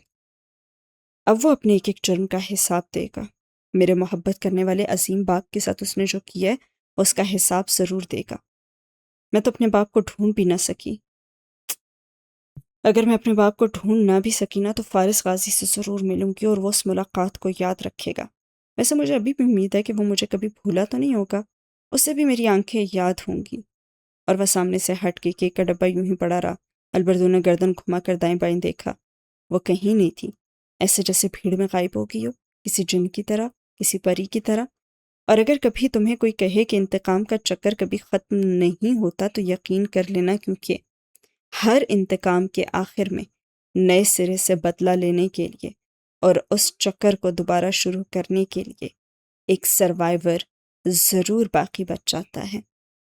اسی کے ساتھ یہ سین ہوا ختم، اور اسی کے ساتھ نمل بائی نمرہ احمد بھی ہوا ختم۔ اس اگلے پیج پہ ہیں نمل کے بارے میں چند اہم سوالات کے جوابات جو کہ آتھر نے دیے ہیں، لیکن اس طرح بڑھنے سے پہلے تو یہ تھا انجام اس سالم خاندان کا۔ ہاشم کارتار اپنی بیٹی سے برسوں دور کس حال میں ہے، وہ حال جو شاید اس کے نوکروں کا بھی نہیں ہوتا تھا۔ نوشرواں جو آج ڈپریشن اور کون کون سی ادویات لے رہا ہے، اور جواہرات، جبکہ دوسری طرف سعدی، حنین، سمر اور فارس کیسی زندگی جی رہے ہیں۔ اور یہاں پہ سونیا، علیشا کی ایک جھلک جو سونیا میں نظر آئی، کیسے پلٹ کے وہ ان کے خاندان میں چیز واپس آئی، کن حالات میں ہے آج وہ۔ لیکن انتقام کی آگ ختم نہیں ہوتی، شاید نمل کا سیکول 2 بھی آ جائے، شاید۔ اور کیسا لگا آپ کو یہ ناول؟ کیا سیکھا آپ نے؟ یہ جو عدالتوں کے بارے میں بتایا گیا ہے، ایک چیز جو مجھے یاد رہے گی، آرٹیکل 13 کے تحت میں خاموش رہنے کا حق رکھتی ہوں، یہ لائن شاید مجھے یاد رہے گی اور زندگیوں میں شامل بھی ہو چکی ہے۔ بہرحال انصاف اور عدالتوں کا جو ایک وہ دکھایا گیا ہے کہ صرف جیت ہی سب نہیں تھی، بلکہ وہ جو عزم تھا کہ آپ نے اپنے حق کے لیے ظالم کے خلاف کھڑے ہونا ہے، وہ بھی ایک جیت ہے۔ اور اگر آپ جیت نہیں پاتے تو وہ آپ کی ہار نہیں بلکہ اس عدالتی نظام کی ہار ہے۔ جو بھی تھاٹس ہوں، آپ نے کیا سیکھا اس ناول سے مجھے ضرور بتائے گا کامنٹ سیکشن میں۔ آپ لوگوں کے کامنٹس پڑھوں گی، اور کچھ ایسا ضرور لکھیے گا جو کہ واقعی آپ نے سیکھا، اور جو واقعی میں آپ دل کھول کے نمل کے بارے میں بتانا چاہتے ہیں۔ اب بڑھتے ہیں ہم نمل کے بارے میں چند اہم سوالات کے جوابات کی طرف۔ پہلا سوال، نمل کے تمام کردار جو ہیں وہ دوہری شخصیت کے حامل نظر آئے، کیا وجہ ہے کہ آپ کے تمام ناولز کے برعکس اس ناول کے کردار قاری کو پل پل میں رنگ بدلتے نظر آئے؟ یہ دانستہ ایسے ہی لکھا گیا، مجھے وقت گزرنے کے ساتھ ساتھ ڈارک کیریکٹر لکھنا زیادہ پسند آ رہا ہے، اور ایک سیدھے سادے سفید کردار میں سیکھنے کا کوئی مارجن ہی نہیں ہوتا، اور ایک بالکل سیاہ کردار کو اتنا قابل نفرت بنا دیا جاتا ہے کہ لوگ اس سے ریلیٹ ہی نہیں کرنا پسند کرتے۔ جب آپ کا مقصد تبلیغ ہو، کچھ سکھانا ہو، تو آپ کو کرداروں میں عام انسانوں کی مختلف خامیاں تو ڈالنی ہی پڑتی ہیں۔ مجھے ان گنت ای میلز اور خطوط موصول ہوتے ہیں جن میں قارئین اور عموماً نوجوان بچیاں اپنے اپنے مسائل کا ذکر کرتی ہیں، ان کا حل ان کو نہیں مل رہا ہوتا، تو میں ایسا کچھ لکھنا چاہتی تھی جو آج کے انسانوں جیسا ہے۔ ہر اچھا کردار کو بھی وہی بری لتیں پڑی ہوئی ہیں جو آپ کے ارد گرد کے لوگوں میں ہیں، یا جو عموماً اب پائی جاتی ہیں۔ تو جب قاری اچھے کرداروں کی اچھائی دیکھتے ہوئے ان کو ان بری عادتوں سے، ڈپریشن سے، ماضی کے گناہوں سے لڑتے ہوئے دیکھتا ہے، تو صرف تبھی وہ سیکھنا چاہتا ہے، اور وہ سیکھتا ہے۔ ورنہ برے کرداروں کے بارے میں تو ہر شخص یہی سمجھتا ہے کہ میں تو اس جیسا ہوں ہی نہیں۔ وہاں سے کتھارسس اور سیکھنے کا مارجن پھر بالکل ہی کھٹ جاتا ہے۔ سوال نمبر 2، آپ کے نزدیک نمل کا سب سے پیچیدہ کردار کون سا اور کیوں ہے؟ ویسے تو تمام ہی مرکزی کردار پیچیدہ تھے، لیکن سب سے زیادہ ہاشم کردار کو لکھنا چیلنجنگ تھا۔ ہاشم میرا ان 10 سالوں میں لکھا گیا پسندیدہ کردار ہے۔ وہ بیک وقت اچھا بھی تھا، برا بھی تھا، یہاں تک کہ اس کی برائی اس پہ غالب آ جاتی۔ ایسے کردار سے آپ اچھے کام بھی کرواتے ہیں اور برے بھی۔ ان میں لکھنے کا مارجن بہت زیادہ ہوتا ہے، میں اس کو کہیں بھی موڑ سکتی تھی۔ اچھے کرداروں میں تو چند برائیاں ڈال کے ہم ان سے پھر بھی اچھے فیصلے کروا لیتے ہیں، لیکن ہاشم میں ہر طرف جانے کی لچک تھی، اور قارئین کو اس سے ہمدردی بھی تھی، اور اس کا کردار آپ کے لیے ایک سوالیہ نشان بھی تھا۔ اس کو جج کرنا اور اس کے بارے میں حتمی رائے قائم کرنا، یہ سب میں نے آپ پہ ہی چھوڑ دیا ہے۔ سوال نمبر 3، اگر غیر جانبداری سے پوچھا جائے تو آپ کے نزدیک بہترین وکیل زمر یوسف تھیں یا ہاشم کارتار؟ مجھے لگتا ہے کہ وہ دونوں آخر میں آخر برابر ہی ہو گئے تھے، اور زمر بالکل آخر میں ہاشم سے 1-2 قدم آگے نکل گئی تھی، کیونکہ اس کا زور دلائل پہ تھا اور ہاشم کا گواہ خریدنے پہ۔ تو چلے میں کہہ دیتی ہوں زمر آخر میں قدر بہتر تھی۔ سوال نمبر 4، ہاشم بمقابلہ زمر، ہاشم بمقابلہ فارس، ہاشم بمقابلہ سعدی، آپ ان میں سے کن 2 کو مقابلے کا اہل سمجھتی ہیں؟ تو جواب ہے کہ کسی کو بھی نہیں۔ ہاشم ان سب سے زیادہ سمارٹ اور زیادہ شاطر تھا، لیکن وہ ایک طرف اکیلا کھڑا تھا، اور یہ سارا خاندان اس کے خلاف اکٹھا ہو گیا۔ اسے شکست تب ہوئی جب ان تینوں نے اکٹھے اس کا مقابلہ کیا۔ ہاشم بمقابلہ زمر، فارس، سعدی۔ سوال نمبر 5، نمل میں بہترین منصوبہ کار کون سا کردار تھا جس کی مخفی اور ظاہری منصوبہ بندی آپ کے خیال میں لاجواب رہی؟ میرے نزدیک وہ فارس تھا۔ کیونکہ وہ قاری سے ایک قدم آگے ہوتا تھا اور اس کے منصوبے سرپرائز کا عنصر لیے ہوئے تھے۔ ہاشم کے منصوبے کھلنے سے قاری خوش نہیں ہوتا تھا، پریشان ہوتا تھا، اور فارس کے منصوبے زیادہ مؤثر رہے تھے۔ سوال نمبر 6، سعدی اور زمر کا تدبر اور حنین کا دوائے شافی کا سفر کیا کہانی کی ضرورت بھی تھا؟ ان کے بغیر کہانی میں وہ تینوں کردار بڑے بڑے فیصلے نہیں لے سکتے تھے۔ بجائے کسی ثانوی کردار سے مشورہ کرنے کے، وہ اپنی کتابوں کے سفر پہ نکل جاتے اور اپنا کتھارسس کر لیتے۔ ہر باب کا تدبر، قرآن یا حنین کا سفر، اس باب کے کئی واقعات سے جڑا ہوتا تھا۔ سوال نمبر 7، نمل کو لکھنے کی انسپریشن کہاں سے ملی؟ شاہ زیب خان اور کامران فیصل کا قتل۔ ایک نقطے پہ آ کر مجھے کسی نے مشورہ بھی دیا کہ سعدی یوسف کو مار دیا جائے، مگر اس کو مارنا ایسے تھا جیسے شاہ زیب خان کو دوبارہ قتل کر دینا۔ اس کے علاوہ ادب سے انسپریشن ڈھونڈوں تو کاؤنٹ آف مونٹے کرسٹو کا کام مجھے ہمیشہ سے پسند رہا ہے، لیکن میں اس کی طرح کہانی کو آگے لے کر نہیں چلنا چاہتی تھی، میں انجام ذرا مختلف کرنا چاہتی تھی۔ سوال نمبر 8، آبدار کی موت قتل تھی یا خودکشی؟ قتل بھی تھی اور خودکشی بھی۔ وہ چاہتی تھی کہ ہاشم اسے مار دے، لیکن ہاشم نے اسے اپنی وجہ سے مارا، اس کی وجہ سے نہیں۔ سوال نمبر 9، کیا نمل کے اختتام کے بعد قاری اس کے اگلے حصے کی امید رکھے جس میں سونیا کاردار کو انتقام لیتے ہوئے دکھایا جائے؟ نہیں، نمل الحمدللہ ختم ہو چکا ہے، الحمدللہ ختم ہو چکا ہے۔ میں اگلے ناول کی تیاری کر رہی ہوں، مجھے اس کا پارٹ 2 نہیں لکھنا۔ اس طرح کے موڑ پہ میں کہانی اس لیے ختم کرتی ہوں تاکہ قارئین یہ جان سکے کہ کہانی کا اختتام زندگی کا اختتام نہیں ہے۔ انسان بہت بڑا سروائیور ہے، وہ جب تک زندہ ہے جدوجہد کرتا رہتا ہے۔ کم از کم کتاب بند کرتے وقت کچھ دیر تو آپ سوچیں کہ سونیا کو اب کیا کرنا چاہیے اور کیا نہیں۔ آپ کی سوچ آپ کو کس طرف لے کے جاتی ہے، یہ اب آپ ہی کا امتحان ہے کہ آپ نے نمل سے کیا سیکھا۔ اور پھر میں نے یہ نہیں دکھا سکتی کہ آپ انتقام کے سفر پہ نکلیں اور آپ سے کوئی اور انتقام نہ لے۔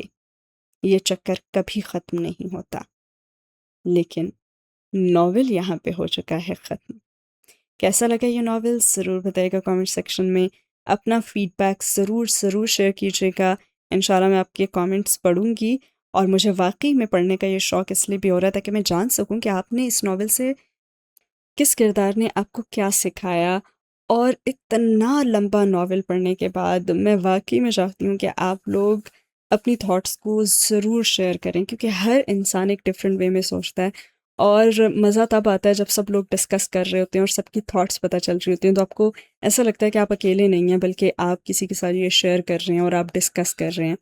تو آج کی ایپیسوڈ کے نیچے آپ لوگوں نے دل کھول کے کامنٹس کرنے ہیں اور اپنی تھاٹس کو لکھنا ہے، ہر کیریکٹر سے کیا سیکھا، ناول سے کیا سیکھا، کیا چیز اچھی لگی، اور سب کے ڈفرینٹ تھاٹس پڑھ کے آئی ایم شور آپ سب لوگوں کو بھی بہت مزہ آئے گا۔ تو چلیں جناب، پھر کسی اور سفر پہ چلتے ہیں اور کچھ اور شروع کریں گے۔ ضرور بتائیے گا اپنا فیڈ بیک کامنٹ سیکشن میں، کیسا لگا یہ ناول اور آگے کیا ہونا چاہیے۔ ملتے ہیں کسی اور نئی کتاب کے ساتھ انشاءاللہ، تب تک کے لیے رکھیں اپنا بہت سارا خیال، دعاؤں میں یاد رکھیے گا۔ اللہ حافظ۔